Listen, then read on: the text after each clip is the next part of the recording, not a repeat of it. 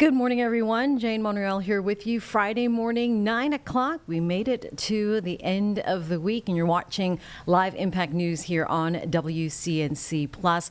We want to update you on breaking news. We have all suspects in connection to a weekend shooting in Hickory now arrested. This is the latest now, where deputies in Catawba County say they've arrested all suspects wanted in connection to that pool party mass shooting at a house in Hickory. In just the last few hours, looking at pictures here, they have announced they arrested Toland Huff and Isaiah Mitchell, both now facing first-degree murder charges. We do know that at least Huff is going to make his first court appearance this morning, as well as a couple of other suspects who were arrested yesterday, including a young woman, Zoe Braswell, and two others who were arrested yesterday.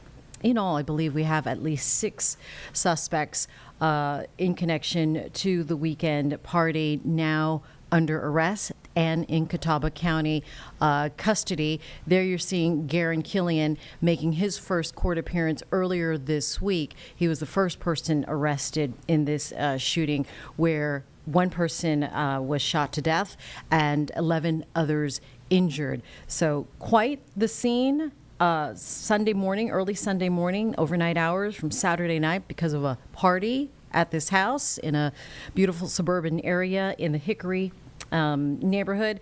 And now we have the last two suspects wanted in connection to the shooting now under arrest. We'll keep you updated as we learn more details. They were fast and furious coming in yesterday. We certainly know that. We do have our crew out in Catawba County. They will be going to the courthouse as well, where the suspects will be making their first court appearance. So that's going to keep you updated here on Live Impact News. We do appreciate you joining us here on the stream. As we do all the time, we're going to bring you the latest news, the traffic, the weather, as we see fit, as it comes into the newsroom at WCNC Charlotte, and we connect you local, live, and regional as well as international news. That's what we do here on Live Impact News. So speaking of the weather, because in the Charlotte area, I'm feeling it. It is quite muggy out there. Yes, I know it is. The air you could wear, as Chris Mulcahy says. In here joining us now. A lot of things going on this weekend, Chris. Outdoors, Taste of Charlotte. We got the Savannah Bananas at Bank of America Stadium. So people are going to want to know what to do, what to wear, besides the air.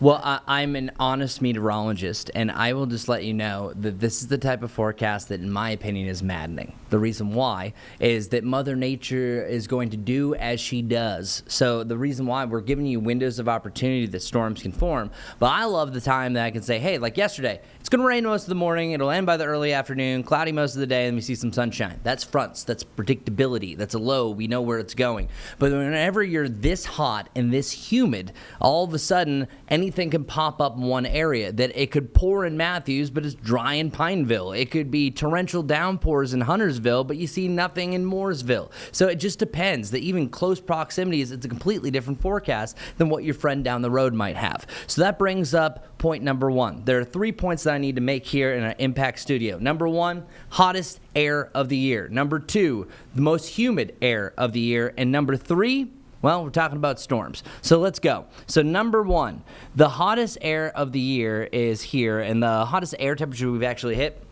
88 degrees. That was back on April 5th. April 5th, believe it or not. The warmest day we actually got in May, 87 degrees, Jane. It's pretty crazy. 87, yeah. We were flirting with 90 there for a while. I thought we were going to reach it last month. Mm-hmm. I think I brought this up while I was in here with you. I feel this is my most honest time because I have a little bit more time to breathe for it, is that the 90-degree point is now maddening. I just want to get it over with because I think we've called for 90 twice, and it was 87. I was like, come on. But that's why I am doubling down here. If I am, I don't know the right choice word that I could say on here, bamboozled again, and we only hit 87 or 88, that doesn't matter because I can still get away with saying this 100% will be the hottest feeling days that we've had, because 89 and 90 will feel anywhere from 92 to 95 at the max, both today and tomorrow. So by far, just because of that mugginess that's going forward. So I want to show you some of the dew points. One lesson, if you're listening to my forecast, you're going to know this, and you're probably going to get sick of me talking about dew points, but it literally is the best way to judge how we feel. A dew point at 65 is humid. A dew point below 60, it could be a little sticky, but it's still comfortable. Anything above 70, that's the air you can wear, the air you can't wear, and sometimes the days you need to be weather aware because it could pop up a shower and storm because it's prime storm fuel. That's also what we have. So words to describe these ranges, humid and muggy. I guarantee that that is the way it's pretty much going to be for 99% of the days going forward. Sometimes you get a nice little break here and there, but all in all, we're going to stay in that range. And I'll prove it to you. Here's the next 7 days of June. 67 to 71 are our dew points. So that is just that humid range. And then eventually there'll be some time in July, sometimes August, that these could get as much as 75 to around 79. That's that tropical air at that point. Now let's move on to point number two. It's humid, it's hot, we already know that. One other side note, these are the type of days that people actually get heat exhaustion without even realizing it because, hey, okay, 90, no big deal. It's not 95 to 100. Now, these are the days that maybe we're not used to it because I just need to take a poll. Has it been really the first time in a while that was like, wow, this is really humid? Are you really Today? noticing? Yeah, or just this week in general? This week for sure. Like, oh yeah, it is humid. It is humid. And that's also the thing is it's the case in point. You're starting to feel it. Today you're almost desensitized by it. And you're really going to be feeling it, especially once we get close to about 90 degrees. So I just want to get that out there. If you're feeling thirsty, don't ignore yourself. Just drink water. That's the first tell sign. Your body's warning you if it starts to get to that point. Okay, so now for our severe weather risk. I broke it down where I have all of our 22 counties outlined for North Carolina and South Carolina. A low most likely means that we're just going to see pop-up thunderstorms. But we do have a low risk per the Storm Prediction Center. Saturday, the greatest risk, and then a kind of a split difference on Sunday. And I'm actually going to go through all of the rain chances that we have going forward here in 1 second. But some of the higher risk that we're seeing on Saturday especially is going to be outside chance that we see a little bit of hail. I think all in all, the biggest threats that we're going to see is going to be a gusty wind, maybe up to 60 miles per hour. So we have a low chance for large hail, but damaging winds, that's going to be our highest threat. And there's also an outside chance that we could have some flash flooding that's associated with this. Now let's go hour by hour. Hold on 1 second. I'm kind of rolling through. You, no problem. We're rolling. Hold on. Okay, let's get to it. Savannah bananas. I know that's one of the biggest things. I'm personally going. Anyone else going here? Oh, no, I'm not. Yeah, I put in for the lottery, both Kim and I, so we doubled down. And then Kim actually won the lottery, so I was like, all right, we're going. That's a huge event. The Knights are also in town. There's a lot of other things. Even if you're just going to the pub at 7, these could affect you. You have a chance for a shower and thunderstorm really anytime between about 2 and 9. Charlotte specifically, I think it's a little bit more so between about 4 and 8 o'clock. Because I want to show you see a few showers and storms here and there, one that passed through the area according to this model. But there is a slight chance that we do have a little disturbance in the forecast right around the start of Savannah Bananas and the Knights game at 7 o'clock. So I need people just to keep that in the back of your mind. I'm hopeful. This is a very low chance because you saw how isolated those were. But I don't want people to get caught off guard. I'm not suggesting you to wear your rain jacket because that's crazy because it's how hot it's going to be. Don't do that. Don't be a rain jacket wearer. If you want to bring a pocket poncho, good for you. You're well prepared. For your Saturday forecast, I don't like the way that Futurecast is displaying this. I think you do have a chance for rain in the morning, but it barely has anything Saturday afternoon. It's saying, hey, nothing's really going to pop, and then maybe you could have a chance later on in the evening. I think it really depicts what I think Sunday is going to look like. Sunday, you see 2 o'clock, chance for a pop-up storm, and then 1 turns to 2, and 2 turns to 4. This is called a multi-cluster system, so a single storm can go into a cluster of storms, and if they start organizing themselves, they can turn into a line, and they can bow, and that leads to a greater wind threat. So even though we're only weather alert for one of the days this weekend, that doesn't mean you're not going to see some severe storms, because we can't go weather alert for every single day, because what happens during most summer days? You have a chance for a storm that could go severe. Yeah. We live here in the South. The last point I want to make, and I want to bring up our Futurecast one more time before I get to your 7-day forecast. This is called the HRRR, the HRRR as we call it. This picks up on the data per hour. It honestly hasn't been as trusty as it usually is, but it does pick up on trends. It has the same timing as before, but this one right here kind of shows a better example that storms are kind of near Mecklenburg County. They're near the 485 loop. Even if you hear thunder and you don't have anything directly, if you're out an outdoor event, they will move you indoors at Bank of America Stadium because it's that 30-30 rule. They have to wait 30 minutes until they don't hear thunder anymore to deem it safe, because it's up to 10 miles from the center of that storm that lightning can strike. There's also a slight chance that you could have some rain by tomorrow morning. I think most likely it's going to be patchy and dense fog. And then here's a better depiction of what I think Saturday will really look like. So I like this one better. This is 2 o'clock, 3 o'clock, 4 o'clock, 5 o'clock. And I think any one of those single storms will have a better chance for hail. And then those are the ones I think could be the most severe because it's during the peak heating of the day. They're just very isolated. So this isn't your typical weather alert day that, hey, you have this window to this window. It's just that it's so hot and humid with the right sources that if it all stacks up, it could lead to a pretty bad storm. So we just want people to be weather aware through the weekend, through those moments. And Jane, you asked this question. Well, how do you get around it? Before 2. I think you're safe before 2. After 2 is where we have most of the activity. If you want to be safer, just do it in the morning, because I have seen some indications that something could pop as early as 1 o'clock. But before 2, most likely we're staying dry, because each day, today, tomorrow, and Sunday, you will have that general chance for a pop-up storm after that. After that, you're also going to look at a better chance for rain and storms on Tuesday, before we're back to the mid-80s, feeling like humid with a 20% chance for rain. That's pretty much a carbon copy of what you should see for this time of year for June's forecast. Yeah, low mid-80s are going to feel like a big relief compared to what's happening, right? Look at that spring breeze almost. Spring breeze. Sure. All right. Thank you, Chris. Any other questions? Any Concerns? questions, Complaints? No, I think that was a pretty comprehensive forecast over there. Okay, We're looking well, good. thank you. We're looking good. Maybe I should do this for a living. Well, you're in the business. You are in the business, and the right one. All right, appreciate you. Thanks for coming in. And so if you have weekend plans in the Charlotte area, now you know. Before 2. Before 2, Saturday. Thank you. And we keep that in mind. I think I'm going to go to Taster Charlotte. Ooh, very nice. Good idea. Check it out. All right, we are coming up on 9:15 right now on a Friday morning. The Karen Reed retrial out of Dedham, Massachusetts, took yesterday off because, speaking of heat, it was hot up there. So the judge, they felt like they were ahead of schedule, and so they called it early Wednesday. They took the day off yesterday. They are back up starting this morning. The defense say they are close to resting their case. Of course, we're going to get you updated here now. This is Karen Reed, the retrial where she is accused of killing her boyfriend at a house party back in 2022. It ended up in a hung jury last year. It is being retried again now out of Dedham, Massachusetts. Let's get you over there on Live Impact News on WCNC Plus. The same material that was the subject of your dissertation? Correct. What additional training and experience do you have as it relates to accident reconstruction beyond your BS and your PhD?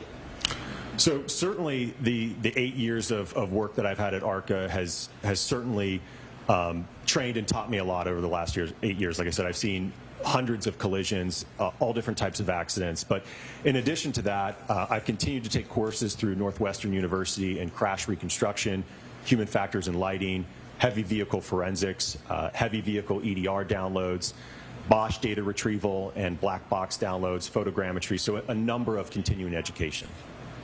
Are you accredited as a traffic accident reconstructionist? Yes. By whom? An organization known as ACTAR. Is that a nationally recognized organization? Yes, sir. What does that stand for, ACTAR? The Accreditation Commission for Traffic Accident Reconstructionists. Are you trained in photogrammetry? Yes. What is photogrammetry generally? So photogrammetry is the science of extracting and measuring information in a photograph. So you don't actually have to physically inspect something to be able to get information about its measurements or where things are spatially. You can do that from a photograph alone. Is that an accepted methodology in the field of accident reconstruction to use photographs and or videos without actually having been at the scene during the course of the crash? Absolutely. It's very common. You mentioned Bosch. What is the Bosch crash data retrieval analysis? What is that generally? So generally, most modern vehicles on the roadway now have what's called an airbag control module, or more commonly known as a black box, which can contain crash-specific data in a collision. Are you a member of any professional societies? Yes. Can you describe those for us, please? So I'm a member of the Society of Automotive Engineers, the National Association for Professional Accident Reconstruction Specialists, the Illuminating Engineering Society, and the Optical Society of America. Is it fair to say that you've authored a number of peer-reviewed papers in the field of physics and or accident reconstruction? Yes. Can you describe that for us? So my most recent publication in the field of accident reconstruction deals with vehicle control history records. Publications prior to that were focused primarily on my dissertation PhD work. I think you testified that you have dealt with probably over 1,000 different types of cases. Are you able to estimate, of those 1,000 different types of cases dealing with accident reconstruction, how many of those or what percentage of those have involved pedestrians? I don't know if I can give a percentage. I would certainly say it's the majority of my casework. As I mentioned earlier, given one of my specialties being in human factors and lighting, there's a direct correlation between time of day and pedestrian collisions. We certainly see a rise as sky illumination drops and the illumination levels go down. We're having to rely on artificial light sources. So given that occurrence happens in nighttime hours and low illumination, like I said, I certainly see many pedestrian accidents. What types of pedestrian impacts have you been involved with in terms of your analysis or evaluations? All different types, everything from pedestrians being run over, running into the side of vehicles, being hit by the front of a vehicle backing up in a parking lot into a pedestrian. So I've seen it from all sides of a vehicle. What is kinematics? Can you describe that or explain that phrase or term? I think a simple definition would just be the motion of an object or a body. Have you done any testing as it relates to kinematics and the interaction between pedestrians and motor vehicles? Yes. How many times have you engaged in such an analysis? Numerous times. We frequently and routinely do testing at ARCA. You mentioned ARCA has several different disciplines within it. What are some of those different disciplines in addition to accident reconstruction? So, as I mentioned, we have biomechanics and crashworthiness, and there's a few others. And I will note that it's very common in our case work that we as a team. So to give you an example of that, I mentioned earlier about that rear end collision, right? So let's just say we have a rear end crash and there's crush and there's damage to the rear of the vehicle and the seat back failed, which caused the driver to ramp up in the seat and ultimately hit their head on something and sustain an injury. So I myself as a reconstructionist will analyze the forces, the speeds, and the severity of the crash. The biomechanist will evaluate the mechanism for the injury based upon those crash forces. And the crashworthiness expert may analyze, okay, is there a better or stronger seat that may have held up in this crash? Is it normal for you as the Director of Accident Reconstruction at ARCA to work with others in the other disciplines that are housed under the umbrella of ARCA? Absolutely, yes. Is that a normal process for you? Very common, yes. As a matter of fact, it probably would be uncommon if you didn't do that, correct? Depending on the kind of case, but yeah, certainly wouldn't be uncommon. Tell me about the testing that you've undertaken to determine forces that are at play in a given accident or an impact. Okay. So to give you a simple example of it is, let's just say we have a sideswipe type collision where two vehicles sideswipe each other and a front bumper gets torn off or deflected essentially, and there's some deformation to it. Right? We can do testing at ARCA to determine how much force does it take to bend that material so that we get the deformation that we have. That would be a good example. Is there a specific type of testing or is there varied types of testing that you've done and undertaken to determine the forces that would be, for instance, in your example, in that the forces at play in that sideswipe collision?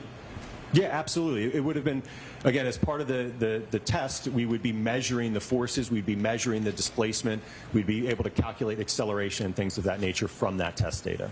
The tests that you undertake, are they generally accepted methodologies in the field of accident reconstruction? Yes. What are quasi-static tests?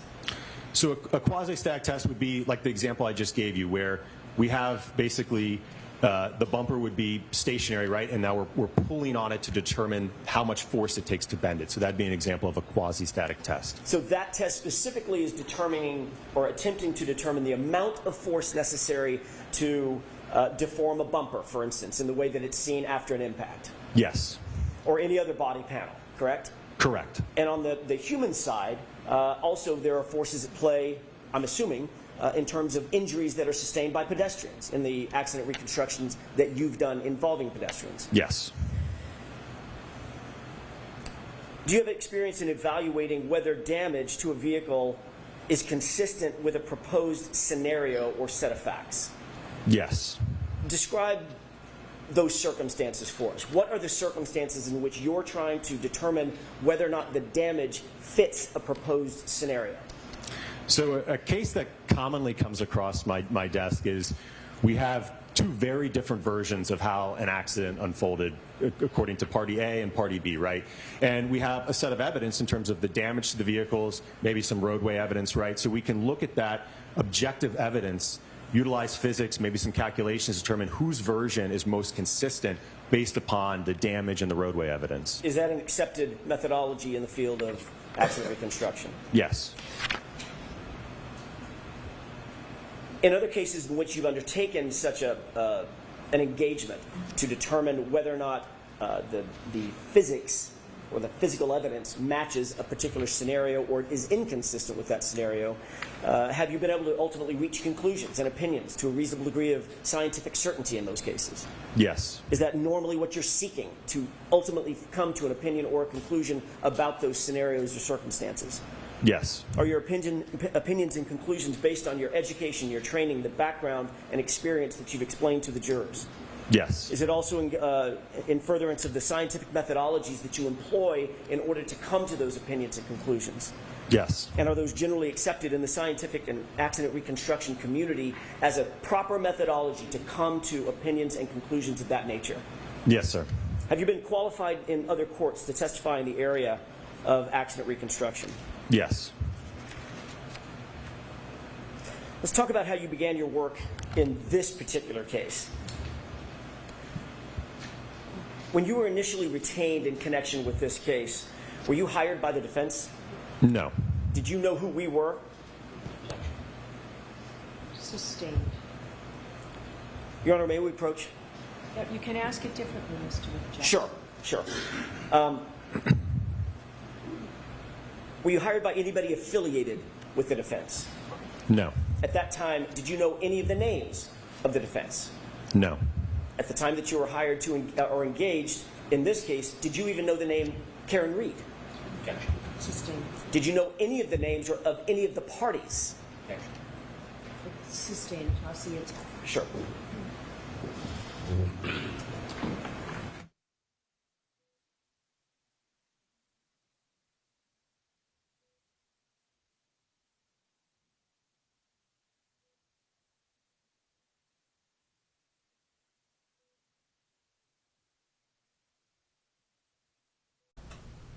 All right, we are going to step away from this as it is a sidebar and update you now on the drama, because it is, for Ardrey Kell with CMS schools.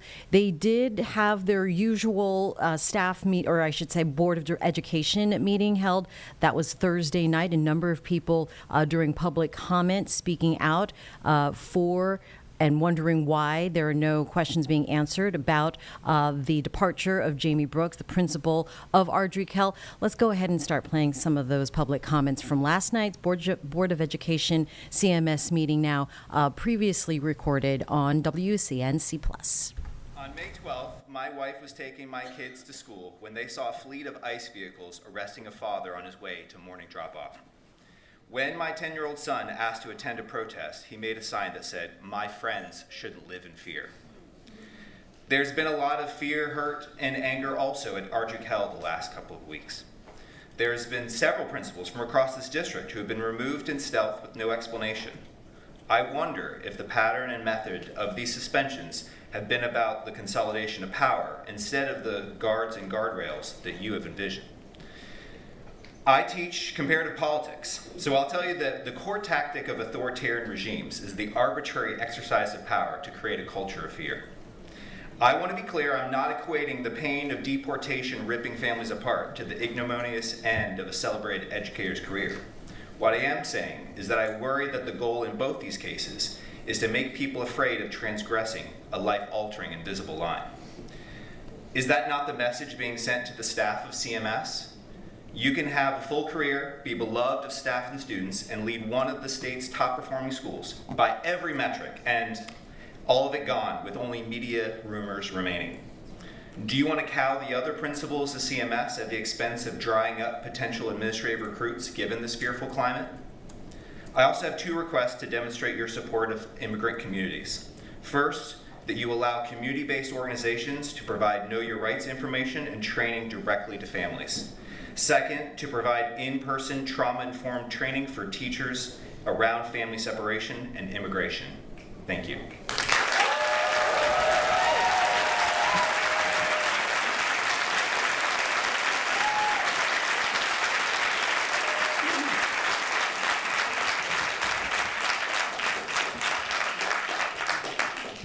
Barbie Earhart. Ms. Ludwig. My name is Kelly Ludwig, and I'm a frustrated parent from Marjorie Kell. I stand before you tonight because I want to express my deep dissatisfaction about the recent communication of Ms. Brooks' retirement and the leadership of our superintendent.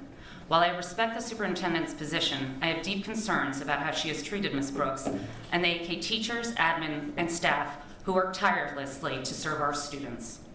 Leadership should inspire, support, and empower, not intimidate, dismiss, or belittle.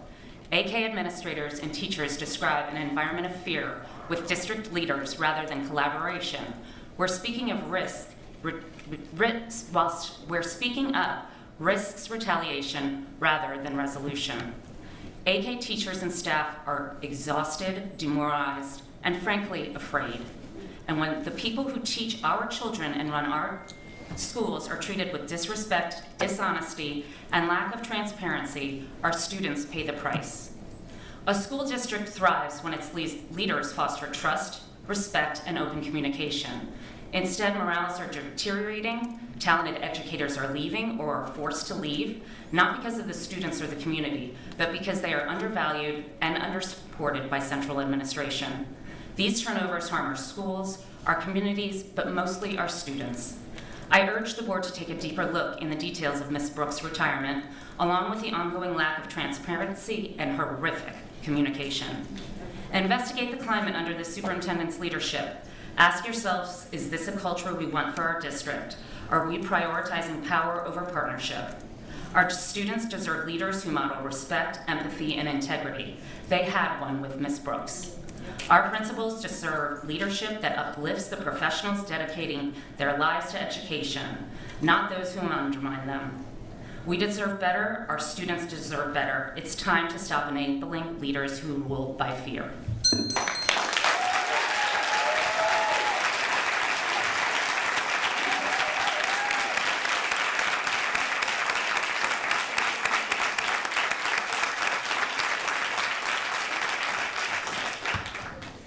Stobone.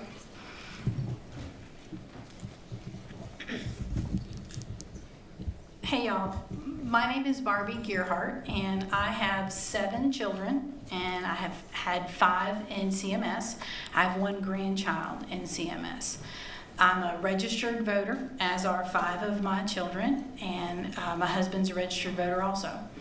I met Jamie Brooks when she was the principal at Community House Middle School with her famous welcome to middle school orientation, and she was awesome even back then. And when she became principal of the high school and my children were in the high school, I was overjoyed. And there is nothing that makes me feel more safe, especially in a climate where, like the young girl was talking about school shootings, where I know that my children are in good hands when Jamie's there. I know that. I feel better about that. I would email her every year and tell her that. That's a special thing. That's an important thing. That's a safe thing. That's a special thing. And that doesn't come with everybody. We were asked the other day what kind of characteristics we want in a principal. We have it. Y'all have her curriculum vitae. Y'all have had it for 30 years. You know exactly what we want. We have it. Y'all let it walk right out the door. You gave her, you suspended her. You won't even tell us why. Now, if you had a reason to suspend her and found a reason to hold her accountable for an action, that's your business. But you held a reason to hold her accountable and still pay her. So it wasn't so egregious that you fired her and you took her pay away, but it was egregious enough she couldn't be there. So if you're going to pay her to stay home, then you should tell us what it was about. But if you're going to fire her or force her into retirement and then turn around and ask me, what is it I want in a principal? I want Jamie. That's what I want. That's what I wanted.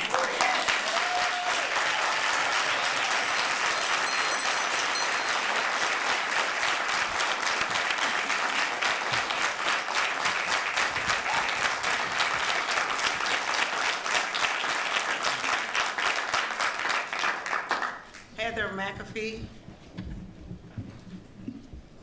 Should I begin? Yes. Hi, my name is Carla Stovall, and I'm an Audrey Kell parent and president of the PTSO. My concerns about timing are as follows. Number one, why was the building update sent on the 23rd of May? That's almost 3 weeks from the date that Mrs. Brooks was reported as suspended. May 3rd, 4th, or 5th would have been fine. May 23rd, not so much. So that was confusing. Timing. Why did the administrator, staff, and parents not get the courtesy of hearing about the suspension prior to it being shared with the news media? That was hurtful and disrespectful. Timing. Why was this done at the end of the school year during exams and all the other activities that happen at the end of a typical school year? Senior celebrations and tournaments and so many other things. Our principal was not there, and that is how we knew, because she was always there. Timing. If there was to be a retirement, why wasn't she given the opportunity to do so at the end of the school year versus when it took place? That felt targeted and unfair. Timing. If a principal is so heinous that she needed to be removed immediately, then that implies she must be a danger to our students. If my child was in harm's way under Jamie Brooks, I needed to know that immediately. It felt like you did not care about my child. Altogether, your timing was inexcusable. Jamie Brooks is one of the most transparent principals ever. Our school board could take a lesson from her. The CMS school district would be better off if it was run like Jamie Brooks ran AK. In the very least, we deserve an apology. At the best, the board needs to review and change its policies regarding communication. And for other families that are out there, watch out, your school could be next. Isn't that right, Randolph Middle? We are AK Nation, and we are AK Strong. Thank you.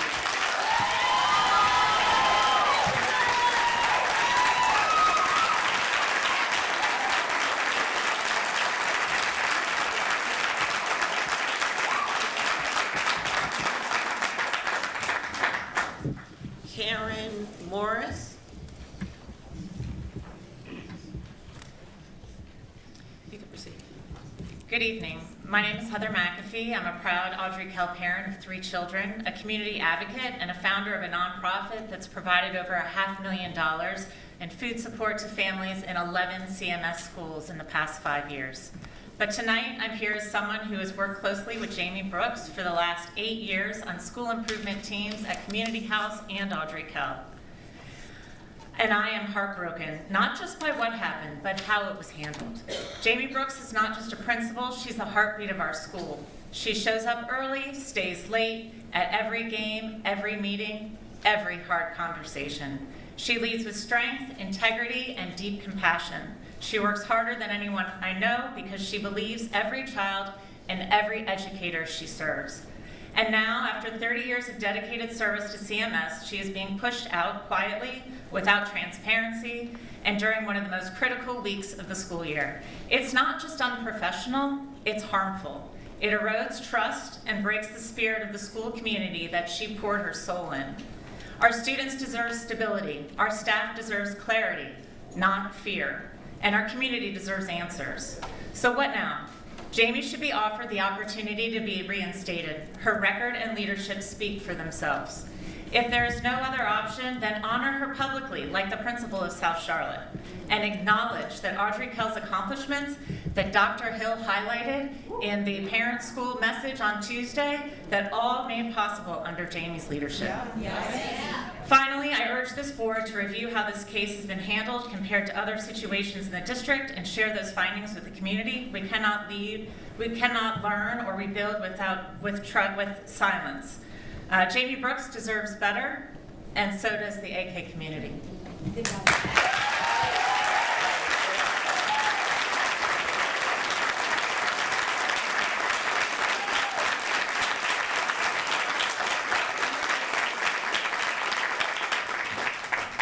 Susan Hicks.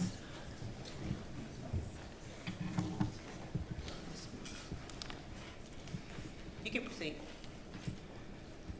Good evening. My name is Corinne Morris, and I am here as the parent of a senior who will be graduating at Audrey Kell High School. I have known Jamie Brooks as principal for my daughter in Community House Middle School as well as Audrey Kell. and I have grown to respect her as a truth teller, someone who is transparent, who doesn't feel the need to sugarcoat any realities that need to be faced, which was really important to me in middle school years, navigating social media and all of the impacts of that. And my lasting memory of Jamie is really a parents' meeting that she coordinated after hours when she didn't need to be doing this, but as an opportunity for multiple cultures to sit down together and discuss differences. She used the book, The Hate You Give, as a springboard for those discussions. I came away deeply impacted with my eyes open to a lot of realities that I didn't know existed. And that is the type of leadership that we truly need in this day and age. We need understanding, and we need cooperation, and we need discussion. And I hope that this leadership and many other leaders across our country can take a leaf out of the page of Miss Brooks. And I would dearly love to have Miss Brooks be at my daughter's graduation. And so that is a humble request to this board. Thank you.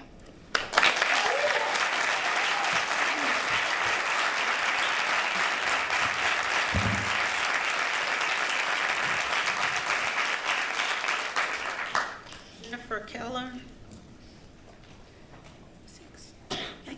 Good evening, my name is Susan Hicks, and I'm a deeply involved AK parent speaking today out of concern regarding the lack of transparency and communication from the CMS leadership, Superintendent Hill, and the school board. As a parent with children who have been with Mrs. Brooks as a principal first at Community House and now at Audrey Kell for the past 8 years, I have witnessed firsthand the kind of leader she is, one who constantly puts students in the community first. I'm going to share some facts about AK's success. Audrey Kell is ranked 505 nationally out of more than 25,000 public high schools. We're ranked 13th in North Carolina, 3rd among public schools in Charlotte, and the 2nd out of 35 CMS schools. 78% of our AK students are enrolled in AP classes. And here's something incredibly important. 55% of our student body are minorities. That's real diversity, and these are real achievements because of her. I know of families who've moved out of state specifically to be part of this exceptional and inclusive campus. We love AK and we love Mrs. Brooks because she shows up, she leads with integrity, she believes in our kids and follows the rules. So you understand our outrage when without warning or transparency, she was suspended despite following district policies. Families and staff were left in the dark for weeks. Her suspension occurred in early May, but we didn't hear anything till three weeks later. Superintendent Hill had already promised improved communications in a video sent out in February. Clearly that promise has not been fulfilled. I have a daughter who just won the prestigious North Carolina Teaching Fellowship, but now she questions whether she would ever want to teach in CMS. And can you blame her or numerous other talented educators who will undoubtedly pass on coming to CMS? You do not stand by your educators, you do not communicate with them, you do not show them respect they deserve. You're asking for the qualities we want in a new leader, but nothing needs to change from what we have with Mrs. Brooks. You're the group that needs to recognize that. Yes. Shame on you, do better. Education is the most important gift we can give our children, and when we have a strong, loyal, and effective leader, you push her out.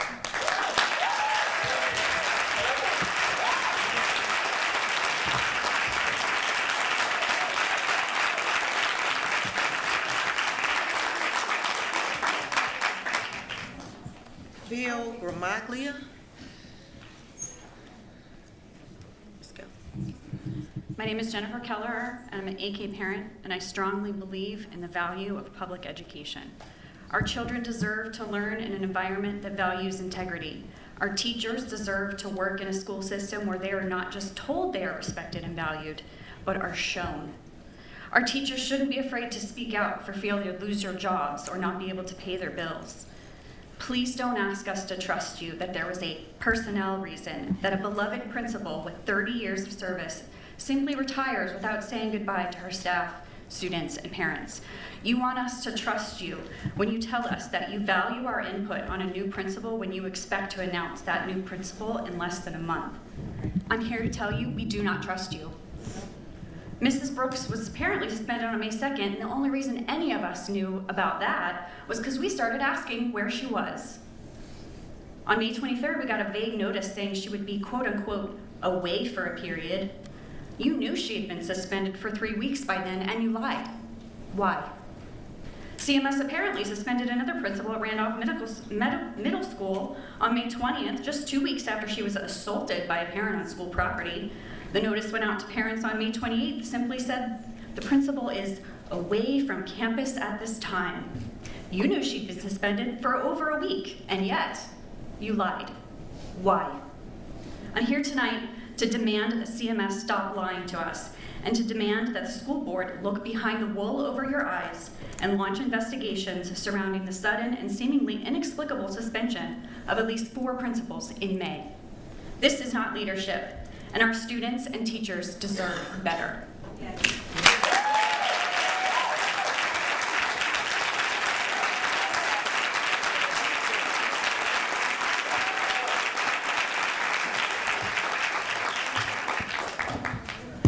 Is the message getting through?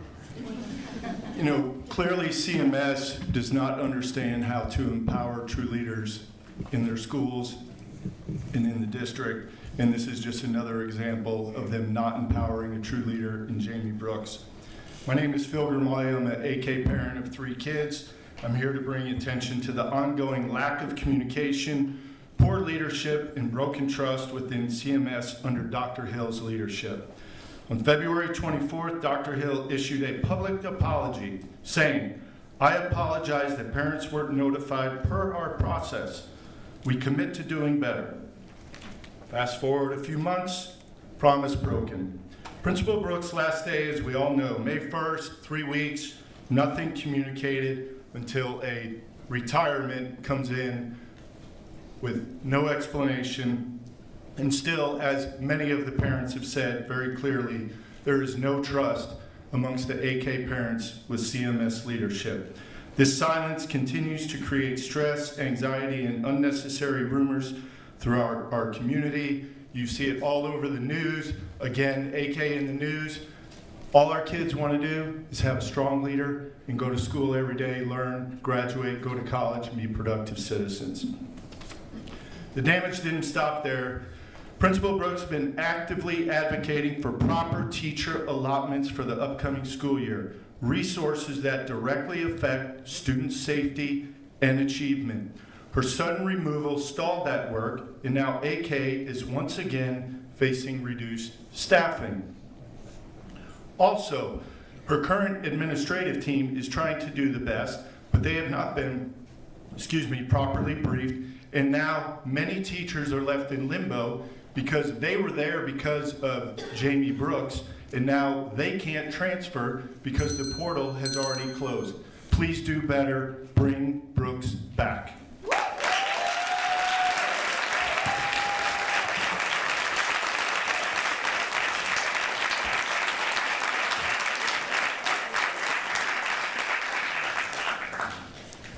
Tyler Erb, Seal Gonzo.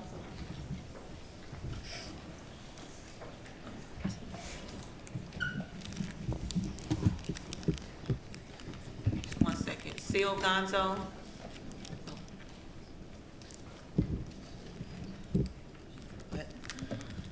Unfortunately, this is the second time I've had to speak at a board meeting this year. This is the second time I've come down and tried to talk about something that was deeply concerning to me about teachers or opportunities being taken away, but we were listened and not heard. The level of disrespect that my fellow staff members felt when we were introduced to Dr. Bostic for the first time, someone who's never been in our school, and told that she needed some respect, when we were kept in the dark for over 3 weeks that our principal was put on paid leave.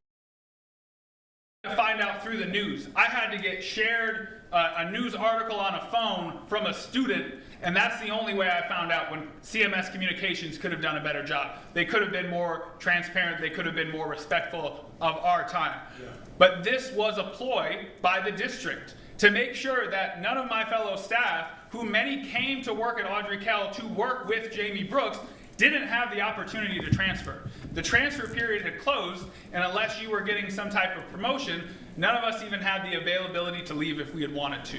That shows a lack of disrespect from the board and from the district. This culture of fear that this district has tried to kind of instill into their teachers to not speak up, to have communication behind closed doors without anything on written record so it can be denied later, so that way we can do better later. It's infuriating and it's highly inappropriate. Again, I've worked for this district for 12 years, 10 underneath Jamie Brooks, and this is the most angry and most distrustful I have ever been of this district. Yes. This is inappropriate and you all need to do better. Yes.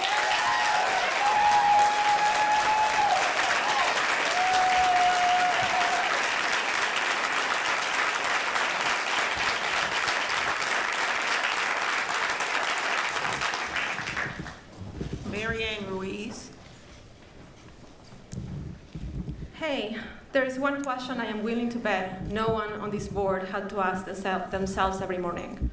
Who will take care of my kids if I don't come home tonight? Immigrant parents ask that question every single morning.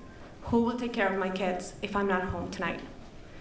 Right now, the families of over 32,000 newcomers and 1 in 3 students in the district have at least one immigrant parent who could potentially benefit from the event I'm hoping you will get in your hands pretty soon. The event is a preparedness plan coordinated by Outbridge along with the Hispanic Federation, and one of many that trusted community partners are trying to get in the hands of immigrant families. Preparedness plans, in this case, allows parents to define who will take care of their kids, who will keep their house, their car, bank accounts. This is a legal service that could cost hundreds of dollars, but this event is free and is meant to prepare families for the worst case scenario. Since last February, community organizations like ours. And that was from last night's CMS Board of Education meeting, a very, as you could see, contentious, at times very hot meeting full of passion. A lot of parents spoke from RG Kell, just wondering what is happening at their school with their principal having being suspended with pay and then quietly retiring June 1st. So more to come with that, I'm sure, as we are going to follow that. We have also reached out to CMS to speak with the superintendent for answers, everyone requesting transparency from Charlotte-Mecklenburg schools. Okay, from that, let's talk about soccer, all right? Because school is letting out. We are looking to the summer, and with that, soccer fans in the Charlotte area have something very exciting to look forward to as well. The FIFA Club World Cup is coming to the U.S. for the first time ever. Charlotte, just one of 11 cities selected to host a match. That tournament is going to kick off June 14th, and really, we're looking at teams including Manchester City, Real Madrid, Inter Miami. So joining us now is Jill Ellis, FIFA's Chief Football Officer. It is a big title. Football officer, the only coach to win back-to-back FIFA Women's World Cups. Jill, thanks for joining us this morning. A pleasure and honor to have you here. Thank you so much. That is a mouthful, I will tell you. Yeah. Chief Football Officer, yeah. Coach, you're joining us from Switzerland, is that right? I am, yes, in Zurich. It's afternoon here, but heading to Miami soon for the game next week. For the tournament. All right. Very cool. What is it like to be for Charlotte? Tell us, how big of an impact this is for this inaugural tournament. Well, I think it's obviously, like you said, it's the first time there's ever been a Club World Cup, and I think for Charlotte to host one of these matches, I think speaks a lot. I was actually there with the president. I think it was a couple of months ago now. I think we ended up pulling some beers downtown. But I think Charlotte has really established itself. I mean, obviously it's a sports town. It's got major sports there, but it's also very much now a soccer town. And with the MLS club being there, the fan base, the youth. I know they have a women's professional team there now. So I think it just made total sense for there to be a major tournament, major world tournament come to Charlotte. And it's beautiful because it allows obviously fans from around the world to come and experience Charlotte just in terms of a tourism type place, but it also allows with this thing being shown around the world, it allows people to obviously see Charlotte around the world, New Zealand, Asia. There's going to be people from all over the world tuning in for this tournament. So it's pretty exciting. I mean, the tournament itself, but just for Charlotte, it's got some of the biggest matches, like you said. It's got Real Madrid, it's got these massive clubs coming there, it's got Bayern with some of the best stars. So I think all in, it's going to be a real soccer festival showcase. Yeah, I mean, Coach, for viewers who might be casual soccer fans, who are some of the teams and stars that people might want to look to? Yeah, I mean, in terms of globally, and maybe just to put this in perspective, when you have a World Cup, you have now 48 nations represented. There's over, I want to say there's 80 plus countries represented on these rosters. So it truly is a global tournament. But you have, an iconic club like Boca Juniors coming out of Argentina. You've got PSG, which is the current Champions League winner. They just won that trophy last week. In Charlotte, you've got Bayern Munich coming with, they just won their domestic league, the German league. You have Real Madrid. So it's almost a galaxy of stars. As you mentioned, I think you said Man City, you've got Chelsea. So it really is representative of every club. But the unique thing about this is, for years, and I've been in this sport a long time, you've got clubs that say, we're the best club in the world. Or you have leagues that say, we're the most competitive, we're the best league in the world. But this is now a tournament that actually allows that to play out in terms of, a competitive format that pits the best clubs, the best leagues against each other. So it's, I'd say it's been a long time coming, but I know us in the sport are really excited about this. Yeah, I mean, speaking of a lot of experience in the sport, you coached two back-to-back women's national team to World Cup victories. What can you tell us about the atmosphere that fans can expect? And I mean, it's going to be, I would imagine, totally pumped. It is. I mean, and I've been to obviously a lot of different sporting events, not just soccer. Soccer games, I mean, it's a very much a festival in terms of fans singing. I mean, fans will sing nonstop, and there'll be flags and they'll be cheering, and it really has kind of an energy to it. But when you suddenly take the passion of the fans and now you have a competition that you're actually competing for a world championship. I mean, it's very rare that players get that title, right, in terms of world champion, and it truly be global. So I think you're going to have players that come into this. They want to win the first iteration of this. Yes, there's a lot of prize money, but you add the fan base to what's at stake. I think it's going to be a really competitive, compelling, can't miss kind of atmosphere and can't miss kind of match. So it'll be a lot of fun. I mean, I think the hardcore fans are for sure going to show up, meaning, people that know about the sport. I mean, Charlotte FC, they got some really passionate fans. But this is a chance for the curious and the new fans to come and really see what this sport is all about by watching the very, very best compete. As FIFA's chief football officer, football for soccer, for those of us who are more familiar with soccer, you really are helping shape the future of the sport. How does the Club World Cup fit into FIFA's broader vision? I think the underpinning of this is access and opportunity for people to play the game and watch the game. So now you take a Club World Cup format. So immediately what I would say to you is, now there's a Club World Cup for men. There's also one now created for women. So what it does, especially for on the women's side, is you create a competition, and now it incentivizes people to invest in women's sport, or to create a league, or to create a club to be in there. When you have something to play for, it incentivizes growth and investment. So, for me at this point, in my career, obviously I spent 35 years on the sideline. To have a chance to really create something, that will continue to either have a little girl or boy go out and pick up a soccer ball and go out in the backyard and dribble it. There's that inspirational section part of it, but more importantly, it especially in the U.S., it brings a greater spotlight on this sport, which is, it's not a fledgling sport anymore in the U.S. It's very much established. It's very much here, but it continues to, I think, create opportunity for fans to see it, for players to be inspired to want to go and play and create heroes, which I think is ultimately what sport is about. I mean, and really playing at that highest and coaching at that highest level. Jill, your message to young soccer players who might be watching from the sidelines or at home or able to go to Bank of America Stadium later on this month. What is the inspiration? What's your message to them to keep playing?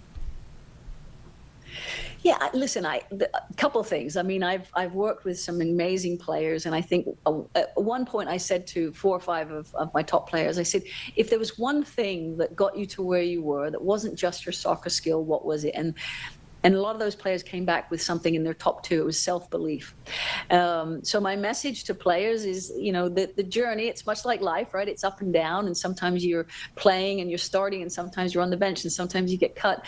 The reality is find your passion. If it makes you happy, stick with it, and know it's going to be a bit of a roller coaster, because, what I also know is sport brings people together. It teaches us a lot more than just about wins and losses. And I think it's, so what I would say to the young fan is, for sure, go watch, learn, take it all in, observe, but find your passion, and if that's soccer, find an environment that's going to continue to help you grow. Coach Jill Ellis, thank you for joining us. Now FIFA's chief football officer. Safe travels to Miami. We wish you well. Say hi to Lionel for us. Lionel Messi, of course. I will. All right, very good. Thank you so much, Jane. Thank you. Appreciate you. All right, back out here in the Live Impact studio. Wow, what a fun conversation and something to look forward to in Charlotte.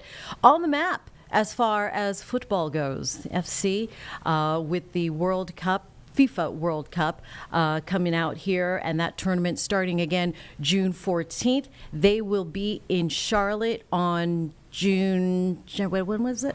22nd, June 22nd. So better get online, get those tickets, because tickets are probably going to sell out as we await some of the star players to come over to Charlotte and play in a big tournament. Like she said, Man City, Real Madrid, you've got Germany coming out. So I know a lot of hardcore fans are going to be traveling to and from the Charlotte area. And wow, that's going to be great for our local economy as well. Can't beat that, right? All right, we are coming up on 10 o'clock right now. You are watching Live Impact News here on WCNC Plus. And for the next hour, we're going to bring you some more live feeds as we get it into the newsroom. That's how we run things here in the Live Impact studio, a little bit more of the raw, unfiltered kind of side. We also have special guests, interviews, things of that nature, as we heard from Coach Jill Ellis. Big deal in the world of football or soccer, especially women's soccer, winning 2 World Cups back to back in the early teens. All right, we are going to talk now.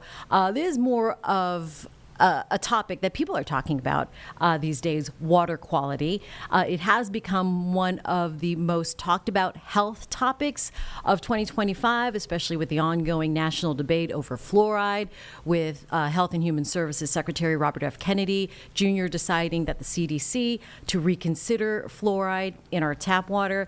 And that has a lot of Americans asking, is my water safe to drink? So to help us navigate through these complex water quality topics and issues is Mike Sale. Mike is a water sommelier. Good morning, Mike. Thanks for joining us here this morning on Live Impact News. Good morning. Thank you for having me. Mike, first of all, I never knew there was a water sommelier. Tell us what is it? What do you do? You are not alone there. A water sommelier is someone that's going to have a really deep knowledge of the complexity of water and the inputs into it, and specifically how they can contribute to taste. So we can work with somebody on things to add or remove or look for in a water for that ideal taste, or even optimize water for cooking or that perfect cup of coffee or tea. All right, so then in your expert opinion, what constitutes ideal drinking water, and what should we be looking for or avoiding? Yeah, for the taste side, that's the million-dollar question. Taste is subjective. People prefer sometimes what they grew up with or what they've experienced throughout some of their lives. But when we talk about ideal water in general, we do have things that we know we want to take out of the water with known health effects like PFAS, lead, nitrates. One of the ways we can do this is with a technology called reverse osmosis. This is a filtration system. It uses an ultrafine membrane where the water goes through and it removes virtually all contaminants. One of the best-in-class versions of this is the Delta Clarify tankless reverse osmosis system.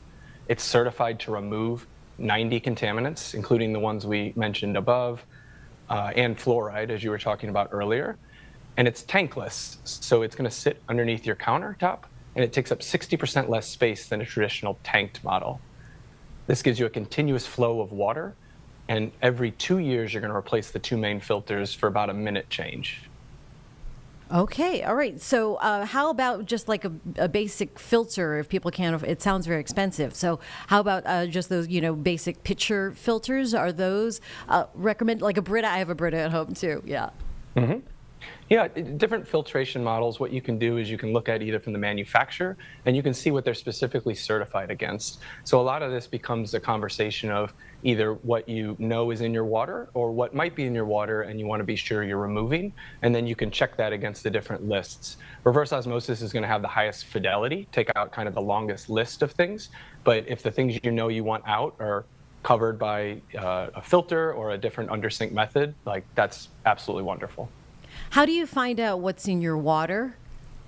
That's a great question. So if you're on a well, you really are going to want to do regular testing. The EPA recommends that you should do that annually just to see if anything shifts.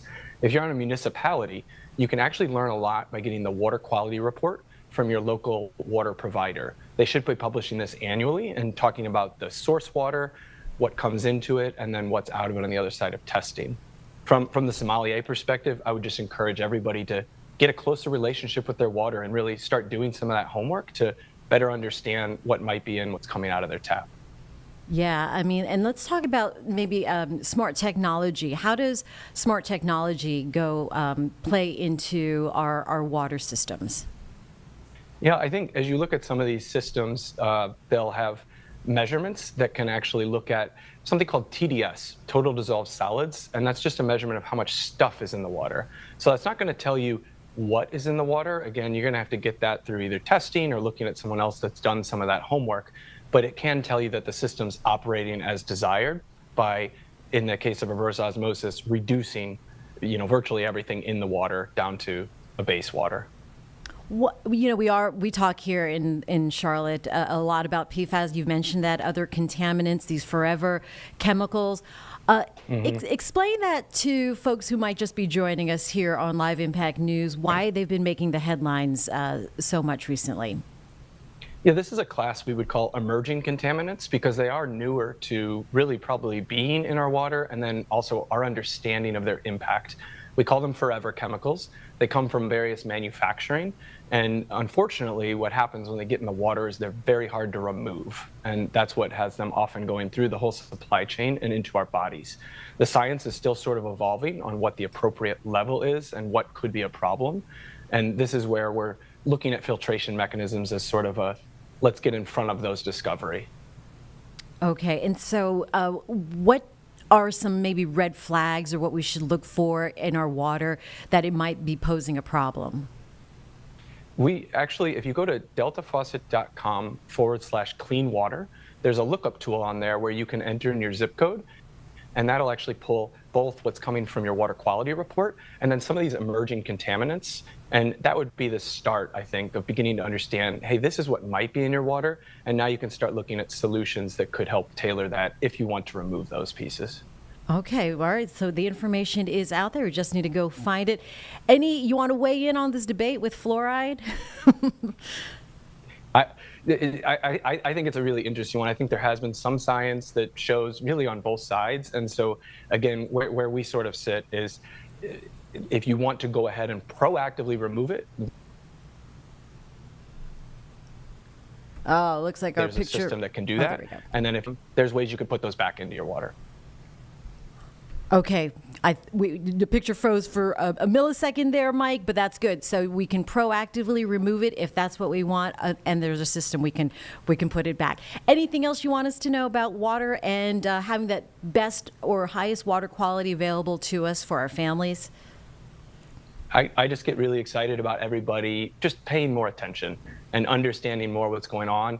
I want everybody to feel confident in the water they're drinking. That's my primary. And then secondarily, I really want them to enjoy it. So I hope that's where we can guide folks. Yeah, that would be nice.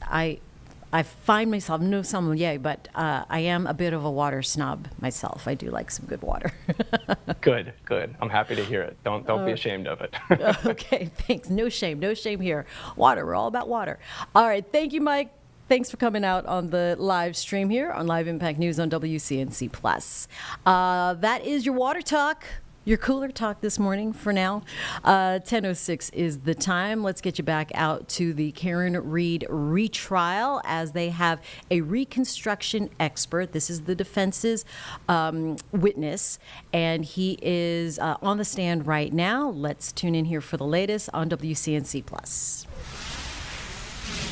With his hand, his forearm, and his elbow. What is a dynamic test as it relates to a static test? So that's when something's in motion, and in this instance, it's the Lexus moving at about 2 miles per hour into his arm. Did Dr. Welcher explain what the purpose of this test was? From what I recall, I think it was to demonstrate that when his arm makes contact with the taillight, he observed paint transfer in the general location that there were the abrasions or the lacerations on his arm. Did he appear to paint the taillight? He did, yes. Do you see that Dr. Welcher appears to be wearing an orange T-shirt? Yeah. Sustained. What is he wearing?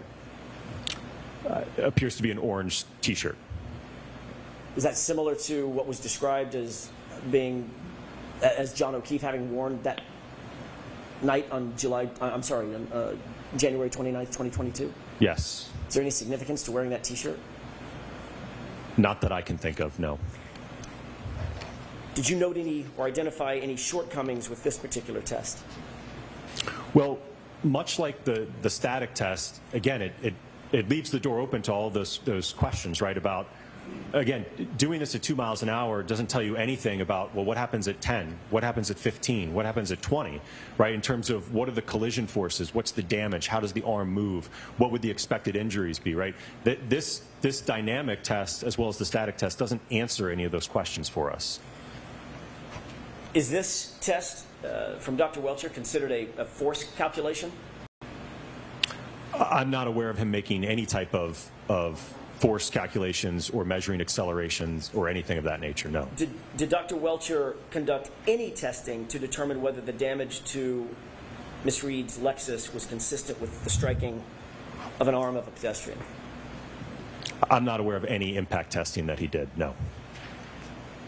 Did Dr. Welcher conduct any testing to determine the forces necessary to cause the damage to the taillight of Ms. Reed's vehicle? Not that I'm aware of, no. Did Dr. Welcher conduct any testing to determine the forces necessary to cause the injuries to John O'Keefe's arm? No, not that I'm aware of. Did Dr. Welcher provide any opinions as it relates to the speed of the subject Lexus at the time of the alleged incident?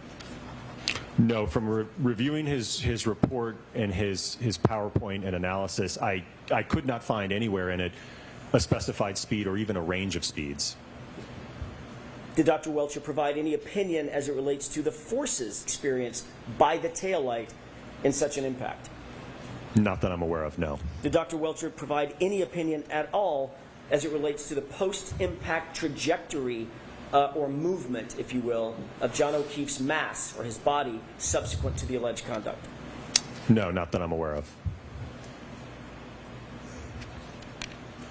Next slide, please. Do you recognize this photograph? Yes. What is this? So this is something that you probably have heard and certainly I've discussed already, but this is looking at the right rear corner of the subject Lexus, specifically in the area of the damaged right taillight. Did you consider this photograph in coming to your opinions and conclusions? Yes. What, if anything, of significance did you note about this taillight, other than the fact that it's damaged? Well, I'm going to jump to the next slide, if you will. So this is now the taillight obviously has been removed from the vehicle. So obviously what's important here is looking at what is the damage that we have to this taillight. What components were damaged in this alleged interaction. So we're looking at the clear diffuser at the bottom is fractured and missing. Same with the ones on the vertical side. The majority of the outer red lens is also missing and fractured. And then on the back side, we also have some damage in terms of some fracturing to that black plastic, and there's also a chunk of plastic missing on the top portion of the taillight as well. I want to ask you a couple of questions about that diffuser. If you could focus your attention on this area. Describe for the jurors what they're looking at in terms of the diffuser. What is the diffuser? Right, let me see if this... So the diffusers, right where my mouse is, there's a clear diffuser that runs along the bottom, and then there's another diffuser that runs along here, and then it also goes up vertically. Same here on the bottom one, that also goes up vertically. So this piece was missing and fractured on the bottom, along with the vertical portion. The chrome piece here you can see is also fractured and damaged, and then the kind of the second tier, if you will, that clear diffuser was also fractured and broken on the upper section as well. Was that of significance to you in your review of the damage to the taillight? Yes. Why? Well, because that tells me that we have to have enough force and energy to break, we talked about earlier that 5mm thick red outer lens. We have to have enough force to be able to get beyond that to now start penetrating into the interior components of the taillight to get to, again, those clear diffusers and certainly cause damage to get induced out the back end of the taillight as well. May I have just a moment? Yes.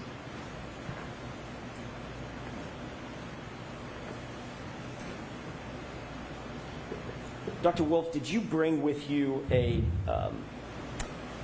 undamaged taillight exemplar? Yes. It's up here with me. It's up there. Oh, I was just looking for it. Yep. Thanks for nothing. Describe what it is that you brought with you. So I brought a two-part assembly. So what I did is I 3D printed a bracket so that I could mount the lift gate taillight assembly as well as the quarter panel taillight assembly. And these are undamaged in sort of manufacturing specs, correct? Correct, yes. May I have just a moment, Your Honor? Okay.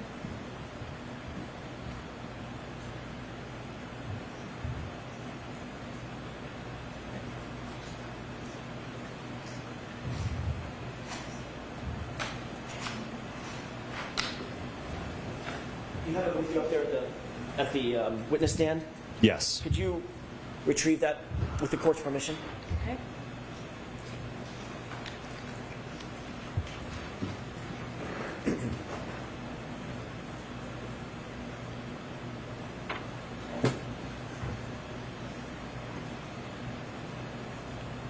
If you could remain standing for just a quick second. Do you recognize what that is? Yes. Is that what you just described? Correct, yes. Describe it one more time for the court and the jury. What is it that we're looking at right here? So this is an exemplar set of taillights from a 2021 Lexus LX 570. On my left side here, this is the lift gate taillight assembly, and it's attached to the quarter panel taillight assembly. And I will know it's not normally like that. Obviously, you can't have a connector, else you wouldn't be able to open the lift gate, but I've printed a bracket back here so that these can remain as one unit. Your Honor, with the court's permission, I'd like to have that marked as next in order. Is that coming into evidence? Yes, if possible. Is that okay? Okay. Okay. So how? May I approach? Yes. This might be clunky. Thank you. If we just have the tag perhaps put somewhere on the maybe the lift gate side. And is Dr. Wolf going to use it for his testimony now? He is. Okay. Very So good. give it back over there, please, Chrissy. Just give it to him one more time. Thank you. 250. Thank you. If I may go. Yes.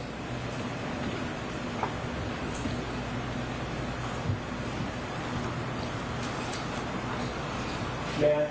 Okay. Thank you. Dr. Wolf, you indicated that there was a 5mm area of acrylic covering the diffusers, correct? Correct. What I'm knocking on, is that the 5mm acrylic? Yes, both on the quarter panel part that you just pointed to, as well as the liftgate part. Mr. Those are- Jackson, why don't we give that back to the witness and let him do it instead of you? Sure. Is there... Can you see through that lens material into the diffuser that you've just been describing? Yes, so as I mentioned earlier, in this area here, there's a diffuser that's running along the bottom. So, Dr. Wolf, I'm going to ask you to not have that so close to Oh, court reporters. my apologies. Use the other side of the witness stand. Yes, Your Honor. So along the bottom is the clear diffuser that runs along and then goes up vertically. And then on the second tier, there's also a clear diffuser that runs along here and then goes up vertically. And you might be able to see it through, it kind of looks like there's little dots on it. So that's what I'm referring to in terms of the diffuser that's underneath. And that, again, so you have that outer material that's 5mm roughly in thickness. And then those diffusers are about 3mm in thickness underneath this. Could you make a determination, and you can go ahead and have a seat. Well, actually, you may not want to. Could you make a determination of the space, the gap between the outer plasticine area, the outer acrylic area, and the internal diffusers? If you could just estimate that gap. If I had to estimate, I'd probably estimate around an inch, maybe inch and a half. Okay. You indicated that something was of significance to you in this photograph about the diffusers on the subject taillight, correct? Correct. Describe, now that you're holding that, what was it that was of note to you, Dr. Wolf? So as I mentioned, we have damage not only to this outer thick portion, but it was enough force and energy to then penetrate deep enough to fracture the underlying diffusers that sit below this outer surface, and certainly enough force then to work its way back through inducement into the backside, and ultimately there was a top portion of the taillight that was also fractured up here. Was all that significant to you in your review of the subject taillight material? Yes. Okay, you can go ahead and put that away. All right, so that can't go back there because it's in evidence. So why don't we take it and... I was just going to store it there until he's finished with his testimony, and then we can... We are going to break away right now from the Dedham, Massachusetts courtroom and take you out to Washington, D.C. Today is 81 years commemorating D-Day, and this is an event happening at the World War II Memorial. Right now, they do have a number of speakers, friends of veterans there, World War II veterans, placing wreaths and a prayer memorial circle of remembrance, paying tribute to some of their fallen. Let's listen in here live. On behalf of the National Park Service, thank you for being here today to reflect and honor their legacy. Thank you very much.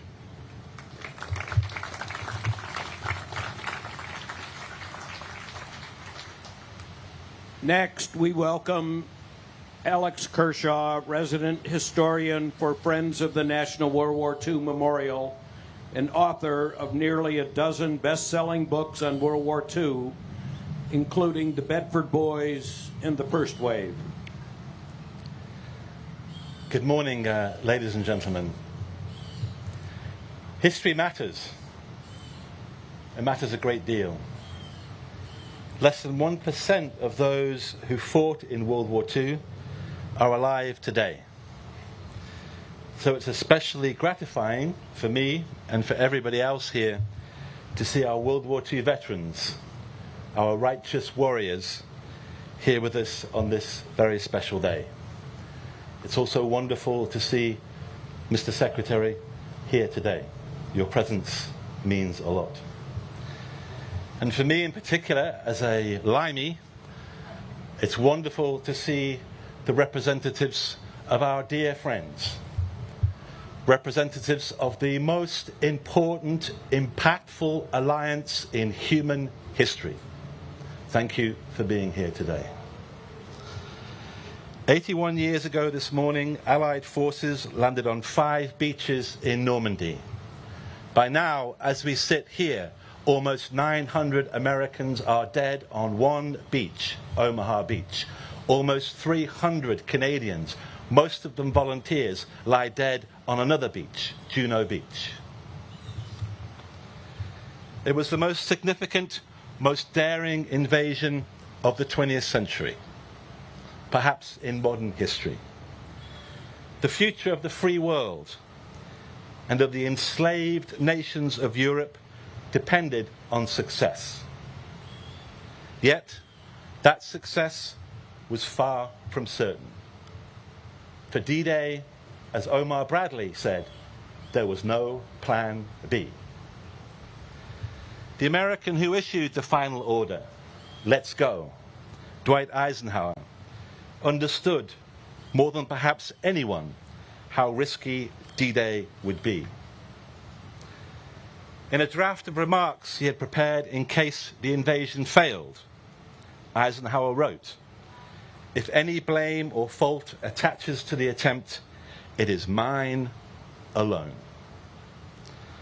One of those who fought in Eisenhower's Great Crusade was Sergeant John Ellery, 16th Infantry Regiment, U.S. Infantry Division, also known as the Big Red One.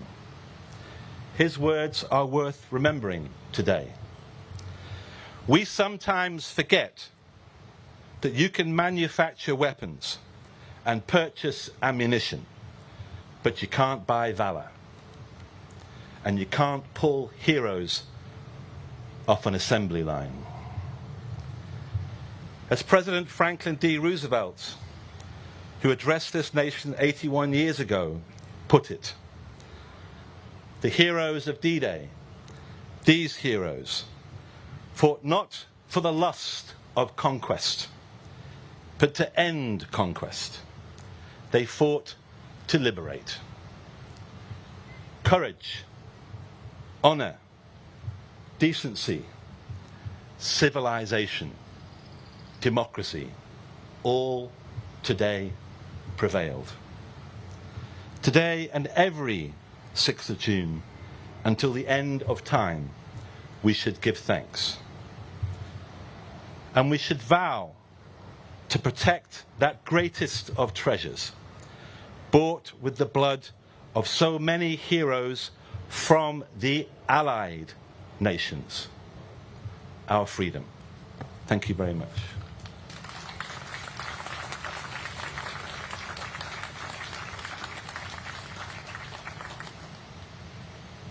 Please enjoy a musical tribute in honor of our World War II veterans by the United States Army Brass Quintet.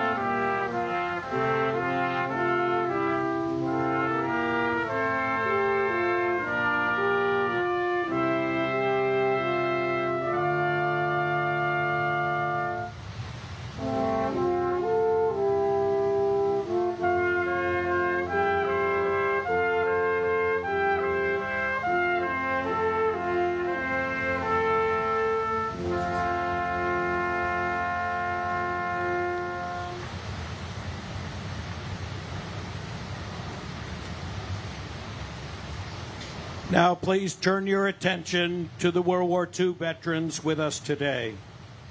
We are deeply honored to welcome these living witnesses to history, each a great patriot and the embodiment of the greatest generation. Gentlemen, please wave as your name is called. Frank Cohn. Colonel Frank Cohn was born in 1925 in Breslau, Germany, now Wrocław, Poland, and came to the United States with his family in 1938, fleeing Nazi persecution. He was drafted into the United States Army and served in the Battle of the Bulge, the Rhineland and Central Europe campaigns, eventually meeting Russian forces at the Elbe River. After the war, he was assigned as Sergeant of the Guard for high-ranking Nazi prisoners who would later be tried in the Second Nuremberg trial. Colonel Cohn went on to serve for 35 years in the United States Army, with tours in Korea and Vietnam. Let us honor Colonel Frank Cohn.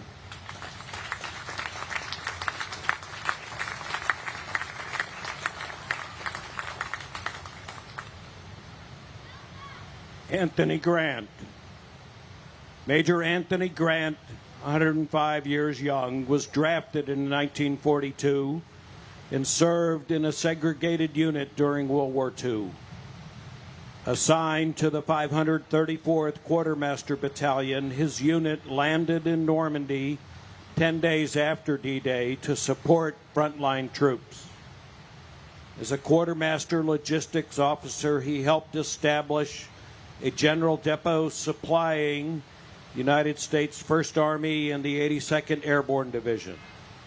His unit supported General Patton's Third Army during its push across France and played a vital role at the Battle of the Bulge. He later served in Korea and rose to the rank of major before retiring in 1963. In 2021, Major Grant was inducted into the United States Army Quartermaster Hall of Fame. Let us honor Major Anthony Grant.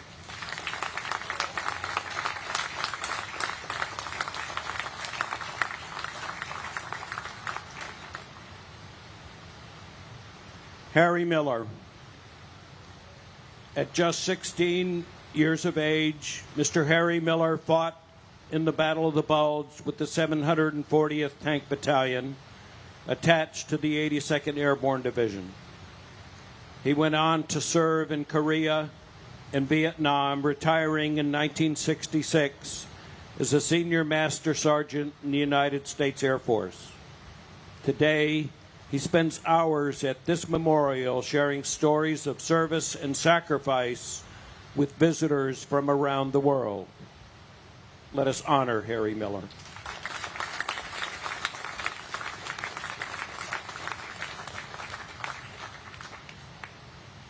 Dave Yoho. Mr. Dave Yoho joined the United States Maritime Service in 1944. At just 16 years of age, was assigned to a Merchant Marine T-2 tanker, refueling Allied ships in combat zones across the South Pacific. The war ended in August 1945, just 4 days before his 17th birthday. Since then, he has spoken around the world on behalf of veterans and received the Congressional Gold Medal. Mr. Yoho built a successful business career and now serves as a consultant to leading U.S. companies. Let us honor Dave Yoho.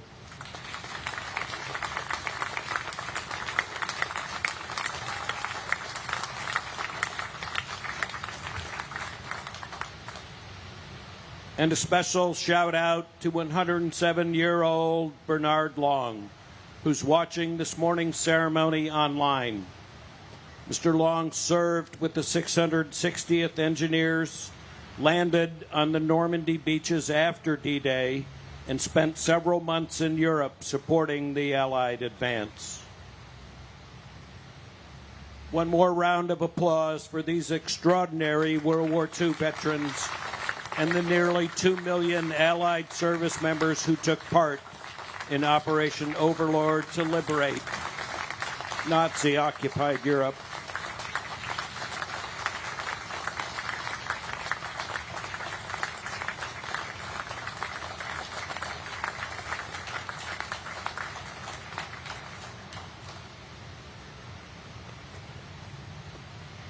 We now begin the wreath presentations in memory of those who served and sacrificed. We especially remember the nearly 54,000 Allied forces killed during Operation Overlord.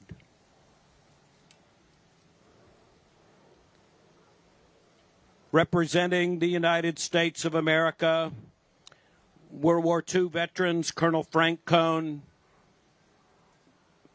Major Anthony Grant, Mr. Harry Miller, and Mr. Dave Yoho, accompanied by Secretary of the Navy, the Honorable John Phelan.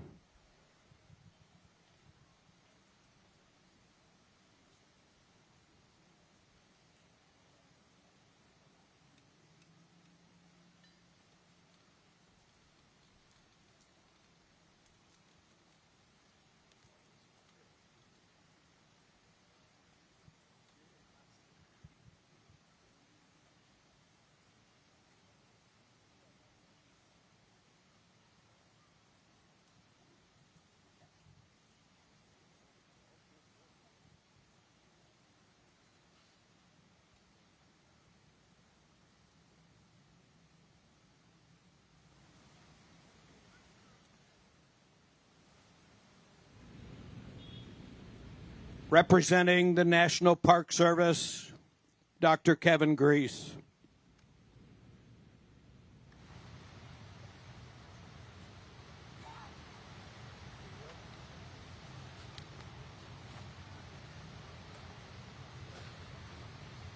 Representing Friends of the National World War II Memorial are Jane Dropa and Alex Kershaw.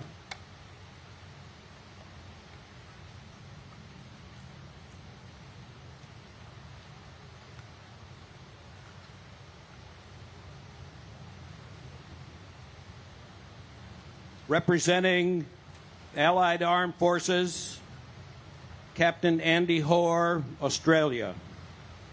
Maita Morin, Belgium. Rear Admiral Christian Monahan, Canada. Sergeant Major Natalie Poser, Canada. Colonel Thibaut Thomas, France. Captain Nicholas Lazakis, Greece. Commander Simon Gunneveg, Netherlands. Captain Connie Steen, Norway. Commander Alan Parker, New Zealand. Colonel Claudius Kaminski, Poland. Brigadier Di Bevan, United Kingdom.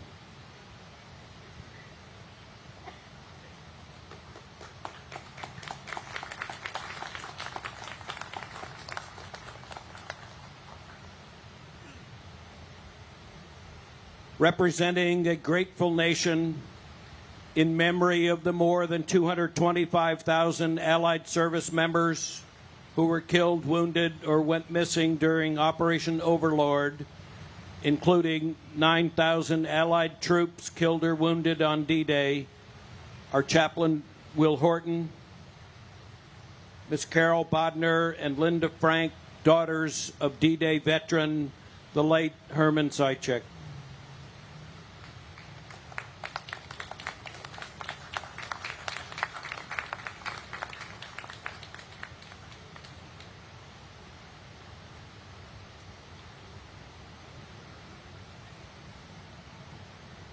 If you're able, please rise for the playing of taps.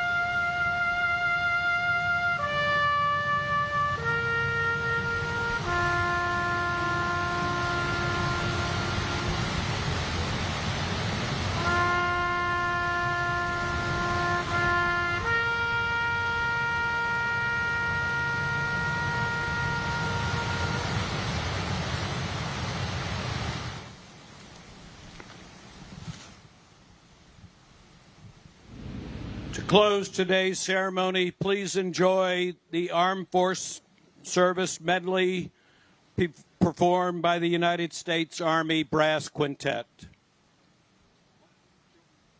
The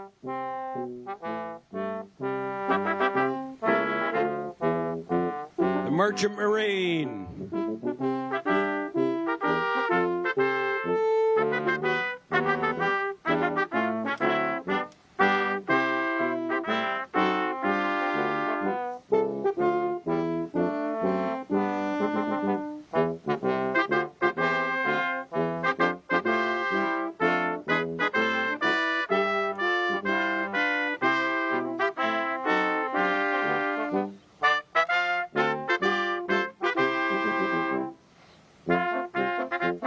The Coast Guard.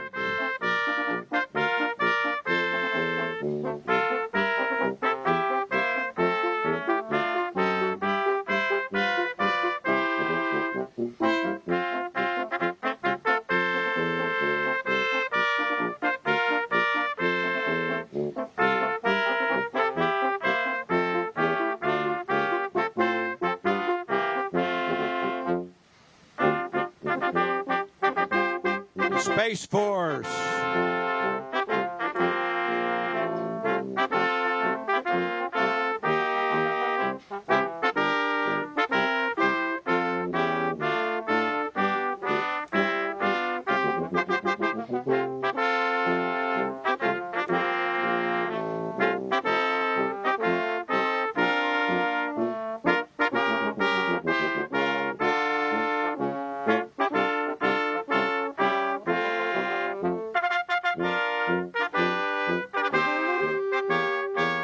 The Air Force.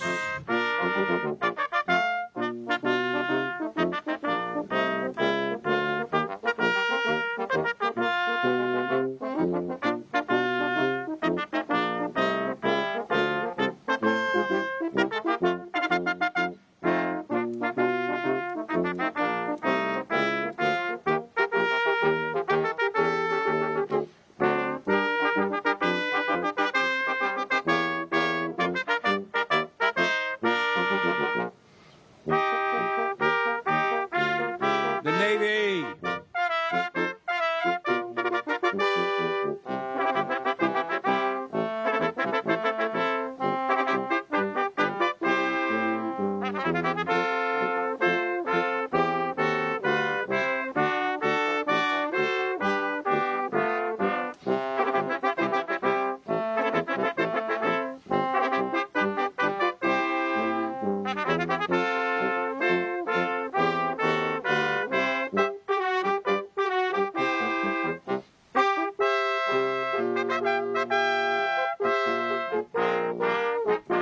The Marines.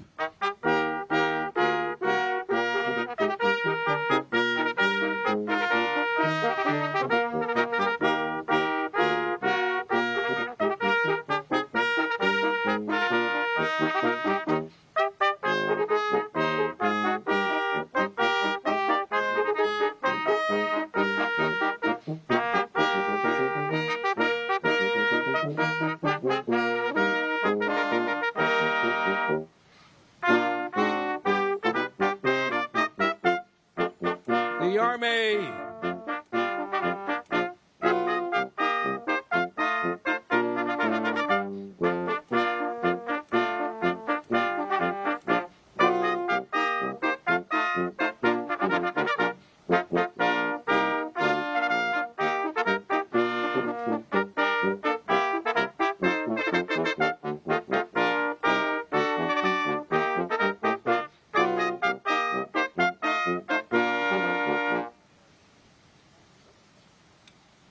This concludes today's ceremony. Thank you for joining us this morning as we remember the courage, sacrifice, and lasting legacy of the greatest generation.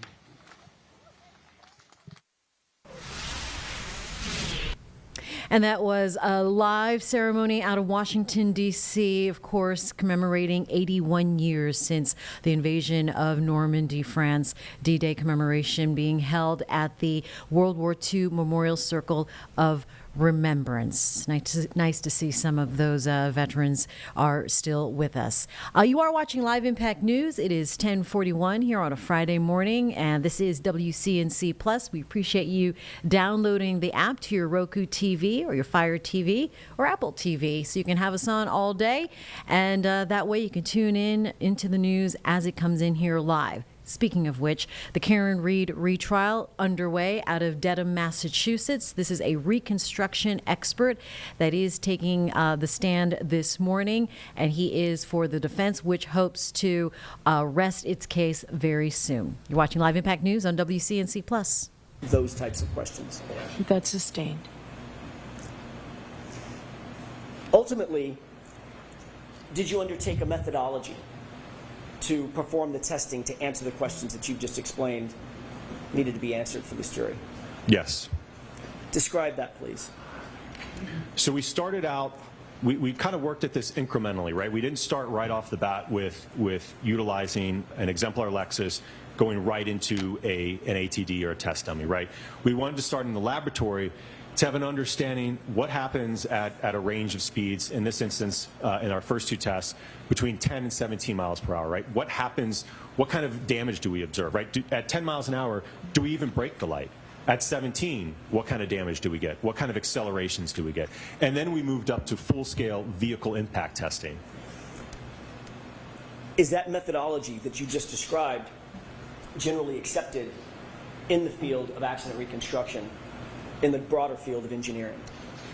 Absolutely. Everything from utilizing an instrumented test dummy to using an exemplar vehicle to all the data acquisition systems that we had in the laboratory as well as the vehicle. All of that is generally accepted techniques in the field of accident reconstruction to evaluate what we did in this case. And are those techniques also supported by peer-reviewed articles in scientific literature related to accident reconstruction? Yes.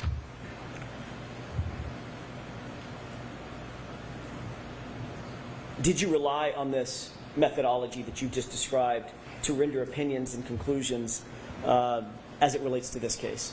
Yes. Have you relied on that same methodology in rendering opinions and conclusions in other courts? Yes. Let's go to the next slide, please.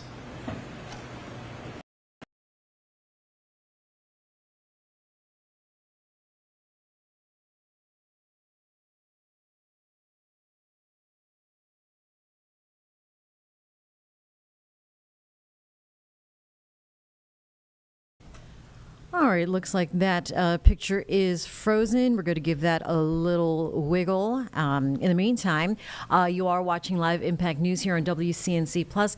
I mentioned the ceremony that is happening out of D.C., bringing you a live picture right now out of Normandy. This, of course, is U.S. Defense Secretary Pete Hegseth at a ceremony there where veterans are gathering today right now to mark 81 years of the D-Day landings. A moment in history during World War II, eventually leading to the collapse of Adolf Hitler's regime. Secretary of Defense Hegseth is going to start things off with a wreath-laying ceremony that will be happening here at Utah Beach. But we do see the flags coming in representing the Allied forces to the scene here in Normandy, France. And let's go ahead and see if we can give this a listen here live on Live Impact News on WCNC Plus.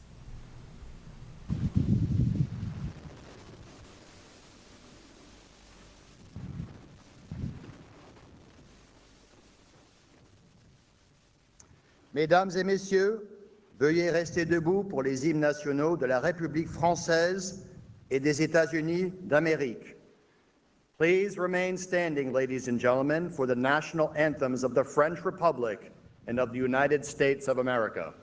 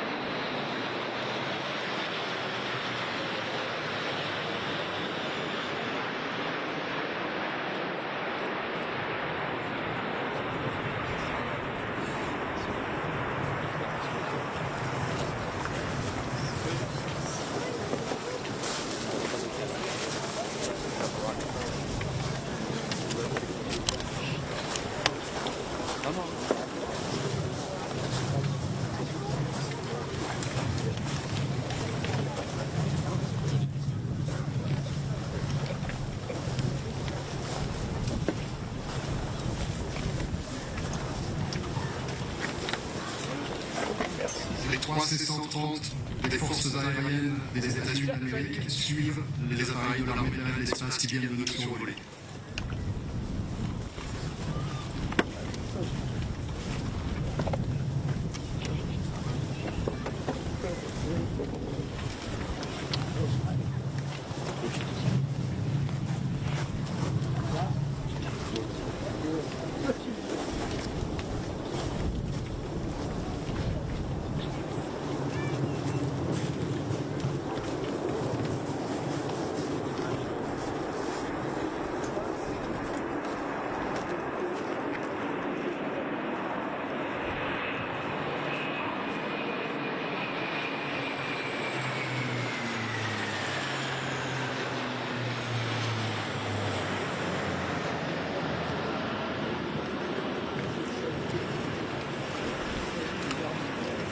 À l'aube du 6 juin 1944, 1213 bâtiments de combat, du chalutier armé au cuirassé de 30 000 tonnes, se présentent devant les côtes normandes. L'essentiel de cette flotte de guerre est britannique et américaine. L'effort des deux grands pays anglo-saxons est épaulé par celui de la Marine royale du Canada, mais aussi des marines européennes subsistant après les désastres du début de la guerre, norvégiennes, danoises, polonaises et surtout néerlandaises et françaises. Environ 3500 navires de débarquement de tout type accompagnent ces bâtiments de combat et vont acheminer les troupes vers les plages. À 4h55, les troupes d'assaut américaines embarquées dans les chalands depuis presque une heure quittent les transports de troupes de la force U de l'amiral Moon, mouillés à 18 km au large, et entament une traversée d'1h30 qui va les mener sur la plage. À 5h40, le bombardement naval de la force d'appui-feu de l'amiral Lio écrase les défenses côtières. À 6h, les bombardiers B-26 de la 9e Air Force déversent 4400 tonnes de bombes sur la côte. Enfin, les chasseurs bombardiers P-47 et les chalands d'appui-feu saturent la côte avec leurs roquettes. Le groupe de bombardement Lorraine tend un écran de fumée protecteur entre la côte et la flotte en volant à 50 pieds au-dessus des vagues. 6h30, heure H. Les 600 hommes de la première vague du 8e régiment d'infanterie du colonel Van Fleet de la 4e division d'infanterie s'élancent à l'assaut de Utah Beach. Ils ont eu un peu de chance. Les chalands de débarquement accostent à 2 km au sud de l'endroit où les troupes américaines sont censées débarquer, sur une étendue de plage moins bien défendue que prévu. Constatant l'écart et malgré une seule sortie de plage exploitable, le général de brigade Teddy Roosevelt Jr., commandant adjoint de la 4e division d'infanterie, qui a tenu à débarquer au milieu de ses hommes en première ligne, décide de ne pas redéployer ses troupes plus au nord et déclare « Nous commençons la guerre à partir d'ici ». Galvanisés par le calme et la présence du général, les GI vident la plage de ses occupants allemands en 1 heure. Le colonel Caffey, à la tête des sapeurs de la première brigade spéciale du génie, fait partie des premières vagues. Les sapeurs et les équipes de démolition de la marine débarquent à H plus 5 minutes. Les sapeurs du 237e bataillon du génie et de la compagnie B du 299e bataillon, ainsi que les marins des Naval Combat Demolition Units, nettoient la plage de ces obstacles et ouvrent des brèches dans les murs anti-chars. Vers 9h, le général Barton, commandant la 4e DI, débarque sur Utah Beach et envoie au général Bradley le message suivant. Plage nettoyée, route en construction, peu d'opposition. Dès la fin de matinée, la jonction avec les parachutistes de la 101e division aéroportée est réalisée. En fin de journée, 23 250 hommes et 1700 véhicules ont débarqué sur cette plage. Le débarquement sur Utah Beach est un succès complet. Les unités de l'armée de terre déplorent cependant la perte de 591 tués, blessés et disparus, et la marine compte 278 pertes. Monsieur Lecornu, ministre des Armées, va remettre la distinction de chevalier de la Légion d'honneur à Monsieur Donald Carter, vétéran du 44e bataillon d'artillerie de la 4e division d'infanterie, qui a débarqué sur cette plage le 8 juin 1944.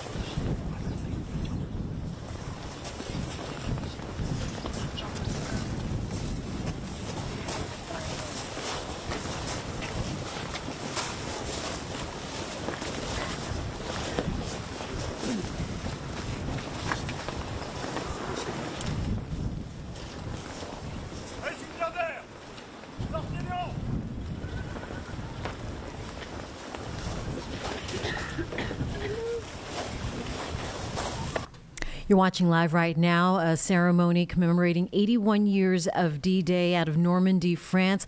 We are going to continue carrying this on WCNC Plus. Charlotte Today picks up as well. Have a great day, and we'll leave you with this.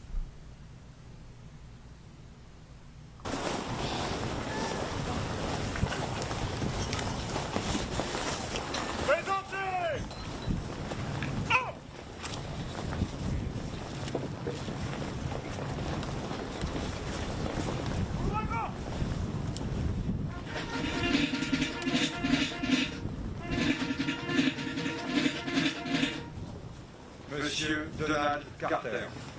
Au nom du Président de la République, nous vous remettons les insignes de chevalier de la Légion d'honneur.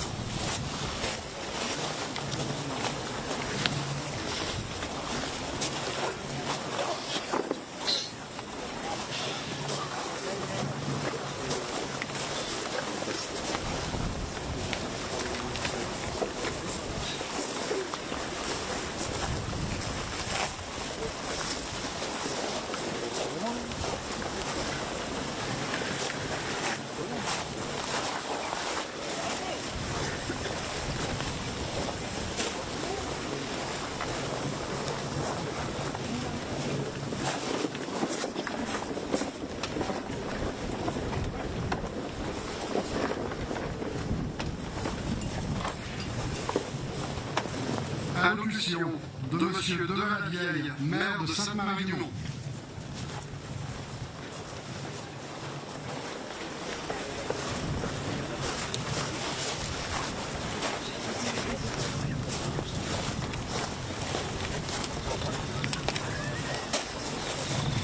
Monsieur le ministre, Messieurs les ministres représentant les nations alliées, Mesdames et Messieurs les parlementaires et élus, Mesdames et Messieurs les officiers, Mesdames et Messieurs en vos grades et qualités, dear veterans and family, thank you for your presence this day.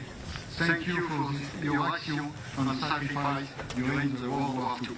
Many respect and gratitude for you. C'est avec émotion que je m'adresse à vous tous devant autant de nations alliées représentées d'hier et d'aujourd'hui. Quelle belle reconnaissance en ce jour à Utamich. Quelle belle reconnaissance de votre part vis-à-vis du sacrifice engagé dans cette opération de débarquement et l'espoir que cela représentait.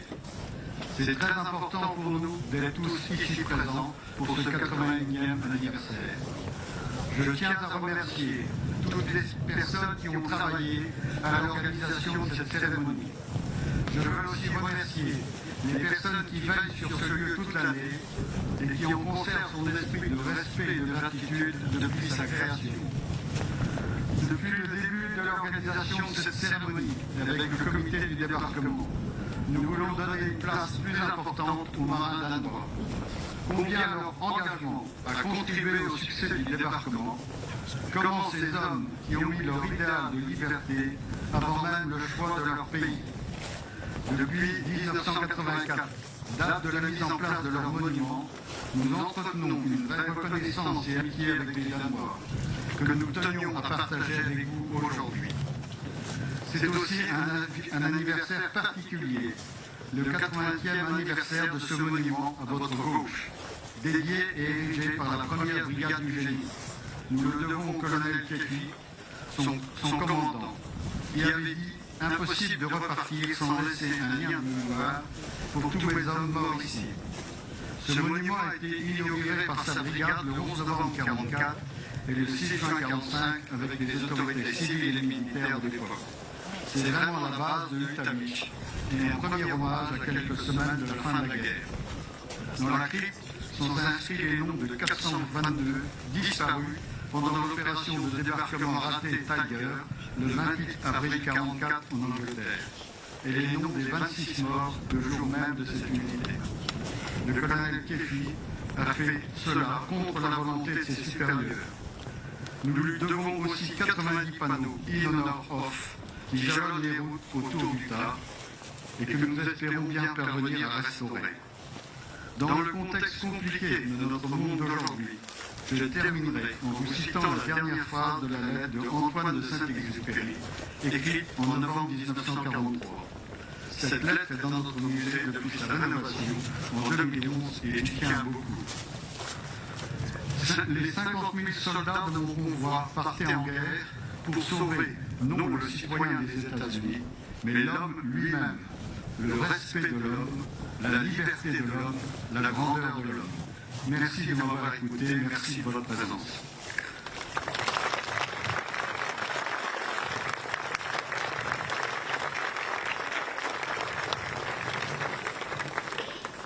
Allocution de Madame Burgère, ministre plénipotentiaire de l'ambassade du Canada en France.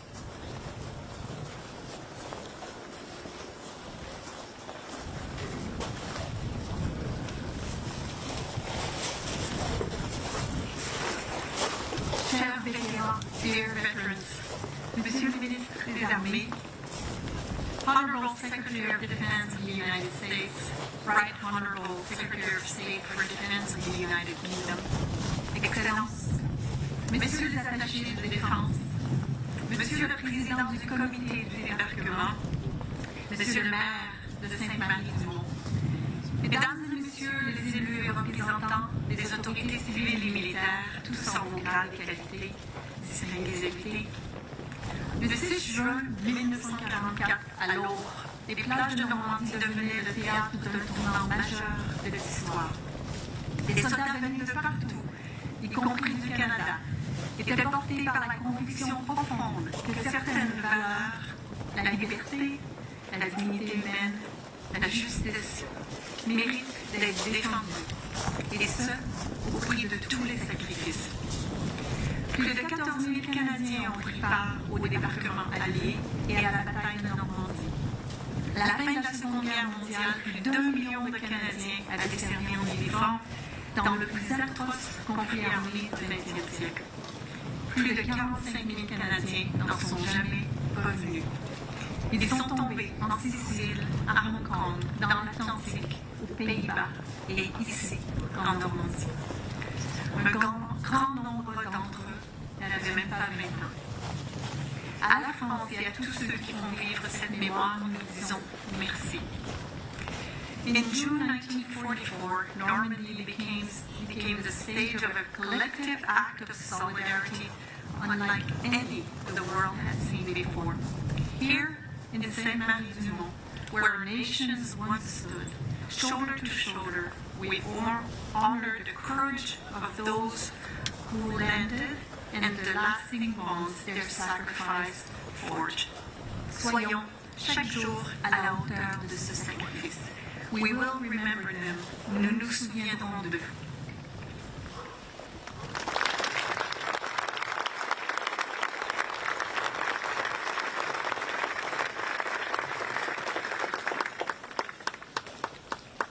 Allocution de M. Tarquin, chef de mission adjoint à l'ambassade de la République de Pologne en France.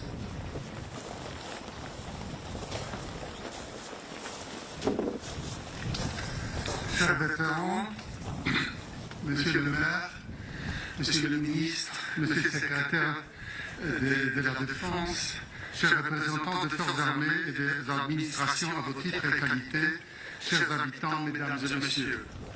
C'est un grand honneur d'être parmi vous en tant que représentant de l'ambassade de la République de Pologne et de pouvoir prendre la parole. Je suis ainsi particulièrement reconnaissant. Il y a 81 ans a débuté la plus grande opération amphibie et aéroportaire jamais organisée, une opération qui allait changer le destin du monde. Aujourd'hui, nous pensons à ceux qui se sont lancés au péril de leur ville à l'assaut du mur de l'Atlantique réputé imprenable. Ce matin de juin plus de 700 navires de guerre et plus de 4000 bâtiments de transport avançaient sous la protection de 12 000 avions alliés en direction des plages de Normandie. À leur bord, des hommes venaient de 12 pays dont le courage a permis de mettre en terme à l'une des pires barbaries de l'histoire. Parmi eux, les soldats polonais qui ont pris part à cette formidable armada en furent un important contributeur. Les jours G, nombre de nos pilotes marins et soldats polonais s'étaient aux côtés de leurs frères d'armes. Notre principal effort s'est concrétisé dans la phrase suivante lorsque la première division blindée commandée par le général Maczek et fort de 16 000 soldats polonais a pris part à la bataille de Falaise. Ces exploits ont permis de refermer la célèbre poche de même nom, offrant aux Alliés une victoire stratégique décisive et concluant la bataille de Normandie. Ces faits d'armes a valu au général Maczek d'être fait grand officier de la Légion d'honneur par la volonté du général de Gaulle. Le sacrifice consenti alors par les Polonais fut important. 650 des soldats de Maczek reposent au cimetière militaire polonais d'Auville-Langandrie. Les Polonais, le premier à se battre contre l'Allemagne nazie depuis 1900 sur la cause commune, menaient loin fidèles à notre vieille devise pour votre liberté et pour la nôtre, ils étaient présents sur tous les fronts des conflits. Abandonnés en 1945, les combattants polonais se sont vus exclus de la célébration de la victoire à Londres le 8 mai 1946 pour ne pas froisser les soviétiques ni les communistes au pouvoir en Pologne. Les anciens combattants polonais ont dû attendre un demi-siècle pour voir les soldats de leur pays défiler sur les lieux de leur victoire, même si là où les Polonais se battaient, comme si en Normandie, le peuple ne les a jamais oubliés. Aujourd'hui, nous entretenons la mémoire essentielle de ces héros, comme de tous ceux qui sont venus se battre, mourir et vaincre en territoire normande. Nous n'oublions jamais les braves des nations alliées qui ont versé leur sang sur cette terre et qui y dorment pour l'éternité. Ladies and gentlemen, we come together today before the monument that pays tribute to the contribution of our heroes in the final victory over Nazi Germany. I salute all those who have gathered here to express gratitude to those who fought for a Europe free, whole, and at peace. Indeed, today one cannot speak of the fight for freedom without thinking of Ukraine and the Ukrainians. Peace in Europe has been shattered by Russia once again, and the free and democratic world is challenged. We Poles have always been allies of freedom, and for freedom and peace to prevail in Ukraine, we must persist in our unity and in our support to our Ukrainian brothers and sisters. After all, unity and perseverance are perhaps the most important lessons left to us by the heroes who came to fight on this Normandy soil and whose memory we cherish today. May we never forget the sacrifice. Thank you.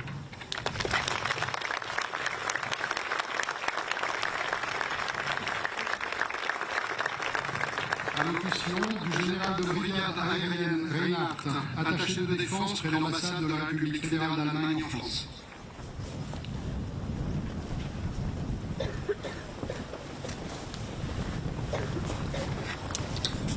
Veterans, anciens combattants, Monsieur le ministre, Mr. Secretary Healy, Excellences, Mesdames et Messieurs les officiers généraux, Mesdames et Messieurs, en vos grades et qualités sont là. C'est pour moi un très grand honneur de prendre la parole ici, aujourd'hui, au nom de la République fédérale d'Allemagne, mais aussi en tant qu'être humain profondément ému par l'esprit de ces lieux. Le 6 juin 1944 n'a pas seulement marqué un tournant militaire, mais un tournant dans l'histoire de notre continent. Ce fut le début de la libération de l'Europe du joug d'un régime totalitaire et inhumain. Pour vous, Allemands, ce jour reste un jour d'humilité, mais c'est un jour de gratitude. Gratitude envers ceux qui ont risqué et souvent donné leur vie pour libérer l'Europe, y compris l'Allemagne. Gratitude envers ceux qui, après la guerre, ont choisi la réconciliation plutôt que la vengeance. Pouvoir parler ici aujourd'hui en tant que représentant officiel d'Allemagne, voir des soldats allemands côte à côte avec leurs partenaires français, américains et alliés, ce n'est pas une évidence, c'est un privilège. C'est aussi un signe de confiance de la part de nos partenaires, alliés et amis. Je tiens à remercier chaleureusement nos hôtes français. Depuis plus de 20 ans, lors des commémorations, vous accueillez ici en Normandie les soldats allemands. Ce geste démontre l'essence même de ce qui rend l'Europe si précieuse. La volonté de se réconcilier, même là où l'histoire a laissé des blessures profondes. Aujourd'hui, nous honorons le courage des soldats alliés, la souffrance des civils et la fin de l'idéologie des haines. Mais nous pensons aussi au présent et au demain. La présence ici, aujourd'hui, des jeunes soldats allemands est un symbole fort d'un avenir commun, d'un engagement conjoint pour défendre notre liberté, d'une Allemagne profondément européenne, engagée aux côtés de ses partenaires au sein de l'Union européenne et au sein de l'OTAN. Mesdames et messieurs, la commémoration du débarquement est aussi un moment plein d'espoir. Car cette journée nous rappelle que des anciens ennemis marchent aujourd'hui côte à côte, que le souvenir s'est transformé en devoir, que nous acceptons avec beaucoup d'humilité. Thank you from the bottom of my heart. Merci du cœur.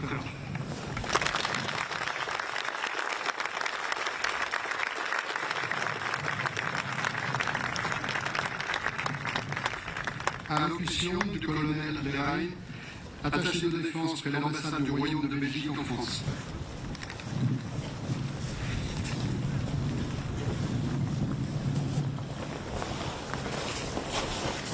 Your Reverence, Monsieur le Maire, Votre Excellence, Monsieur le Ministre des Armées de la France, Your Excellency, Secretary of Defense of the United States, Your Excellency, Secretary of State for Defense of the United Kingdom, Your Excellencies, Ambassadors and Representatives, Vos Excellences les autorités politiques, régionales et locales françaises, Monsieur le généraux et améaux, Messieurs les attachés de défense, Messieurs et Mesdames les autorités en vos grades et qualités, Messieurs et Mesdames les porte-drapeaux, Messieurs et Mesdames représentants des associations nationales combattantes, Messieurs et Mesdames.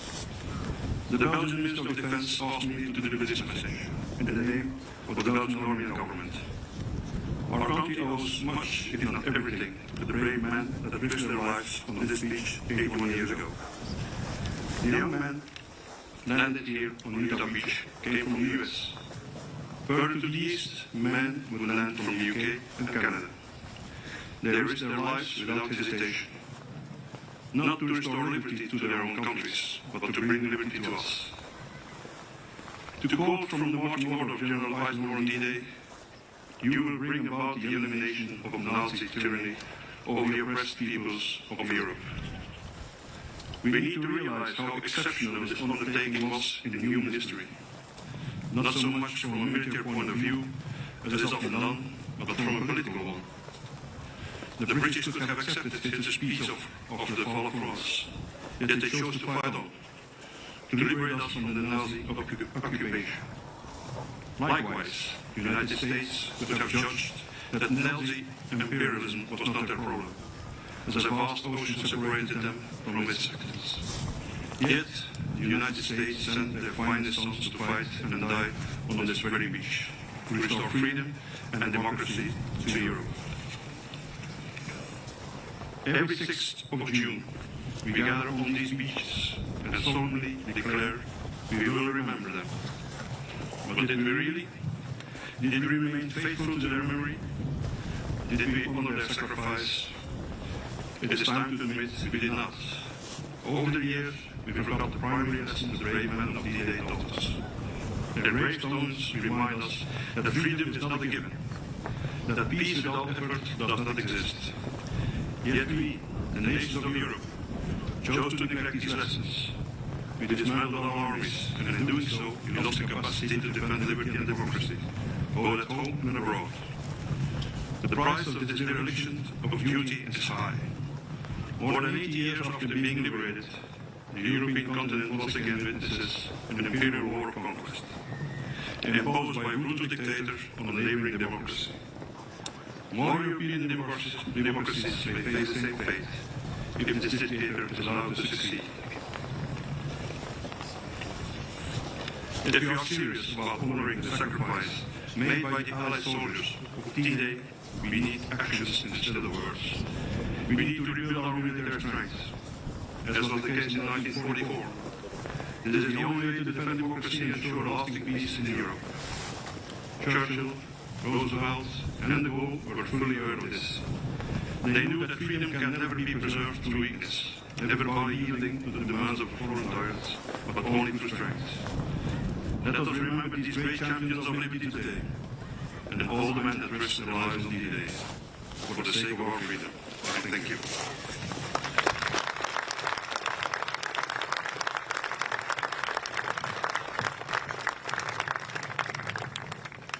Allocution de M. Andersen, membre du Parlement, délégué général de l'armée territoriale du Danemark.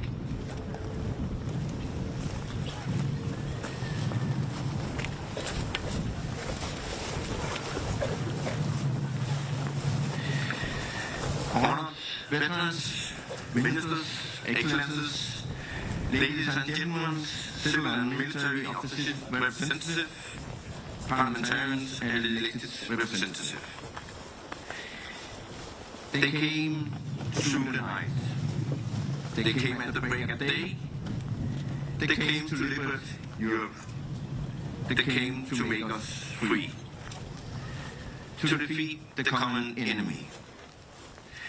Today we are gathered here to honor those who arrived on these shores on the 6th of June 1944, determined to liberate Europe from the Nazi occupation, determined that we should regain our lost freedom. We honor the women and men from all nations who left their families and came to aid of Europe when we needed them the most.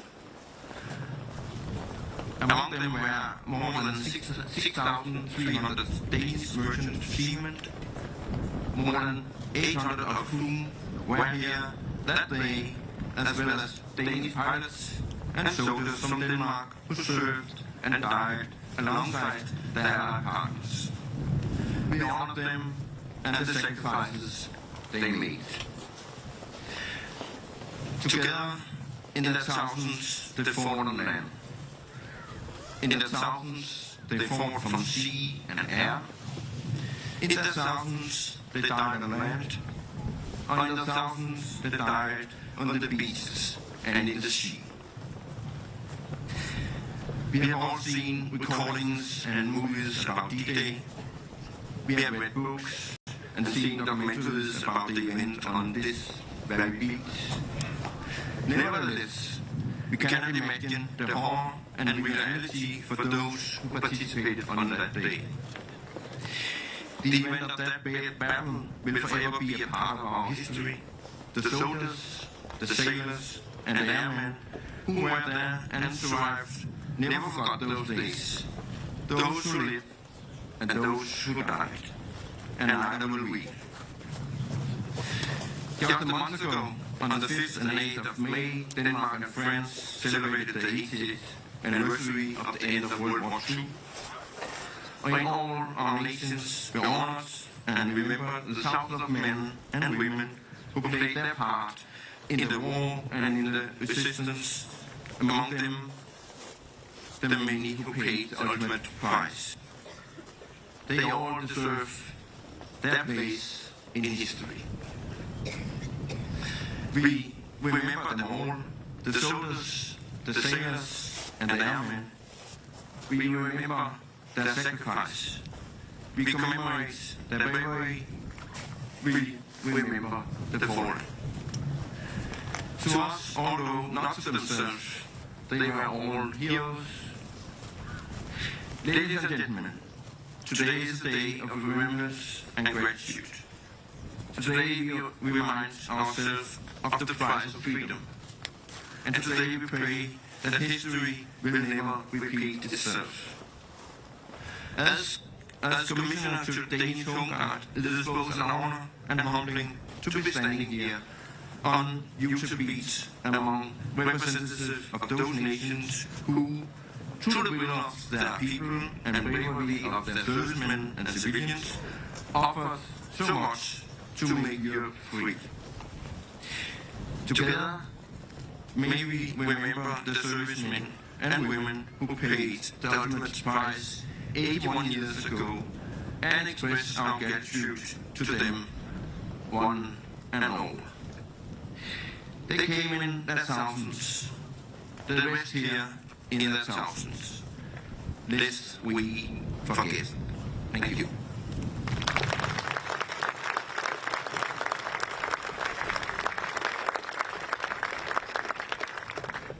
Allocution du colonel Kleberg, attaché de défense près de l'ambassade du Royaume de Norvège en France.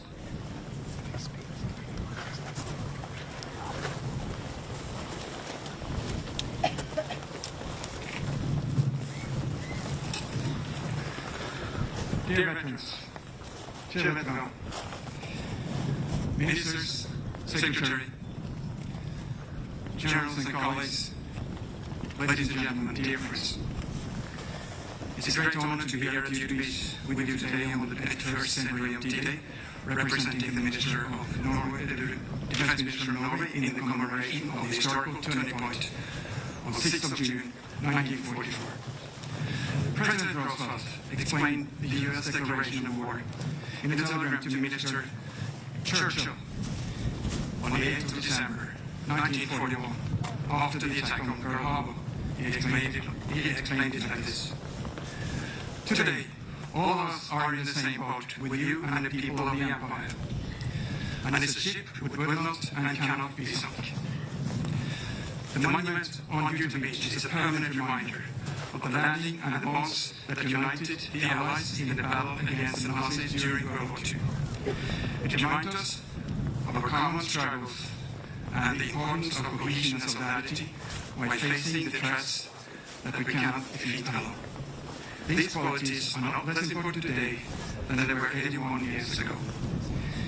In addition to the qualities of alliance, today we also remember the soldiers who fought and those who were killed. Many nations joined, also Norway. Allied forces landed with decisiveness and surprise on the beaches of Normandy. We commemorate the determination and willpower of individual soldiers. We fought shoulder to shoulder. Peace and freedom did not come without sacrifice. I would like to thank Minister Lekonu, the D-Day Committee for keeping the memory of the landings alive. Your effort is preserving the memory of those who sacrificed everything for freedom.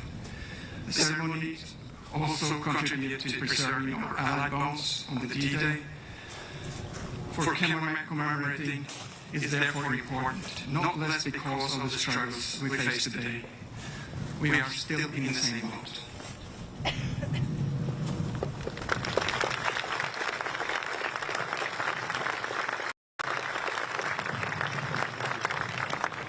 Allocution de M. Versteeg, ambassadeur du Royaume des Pays-Bas en France.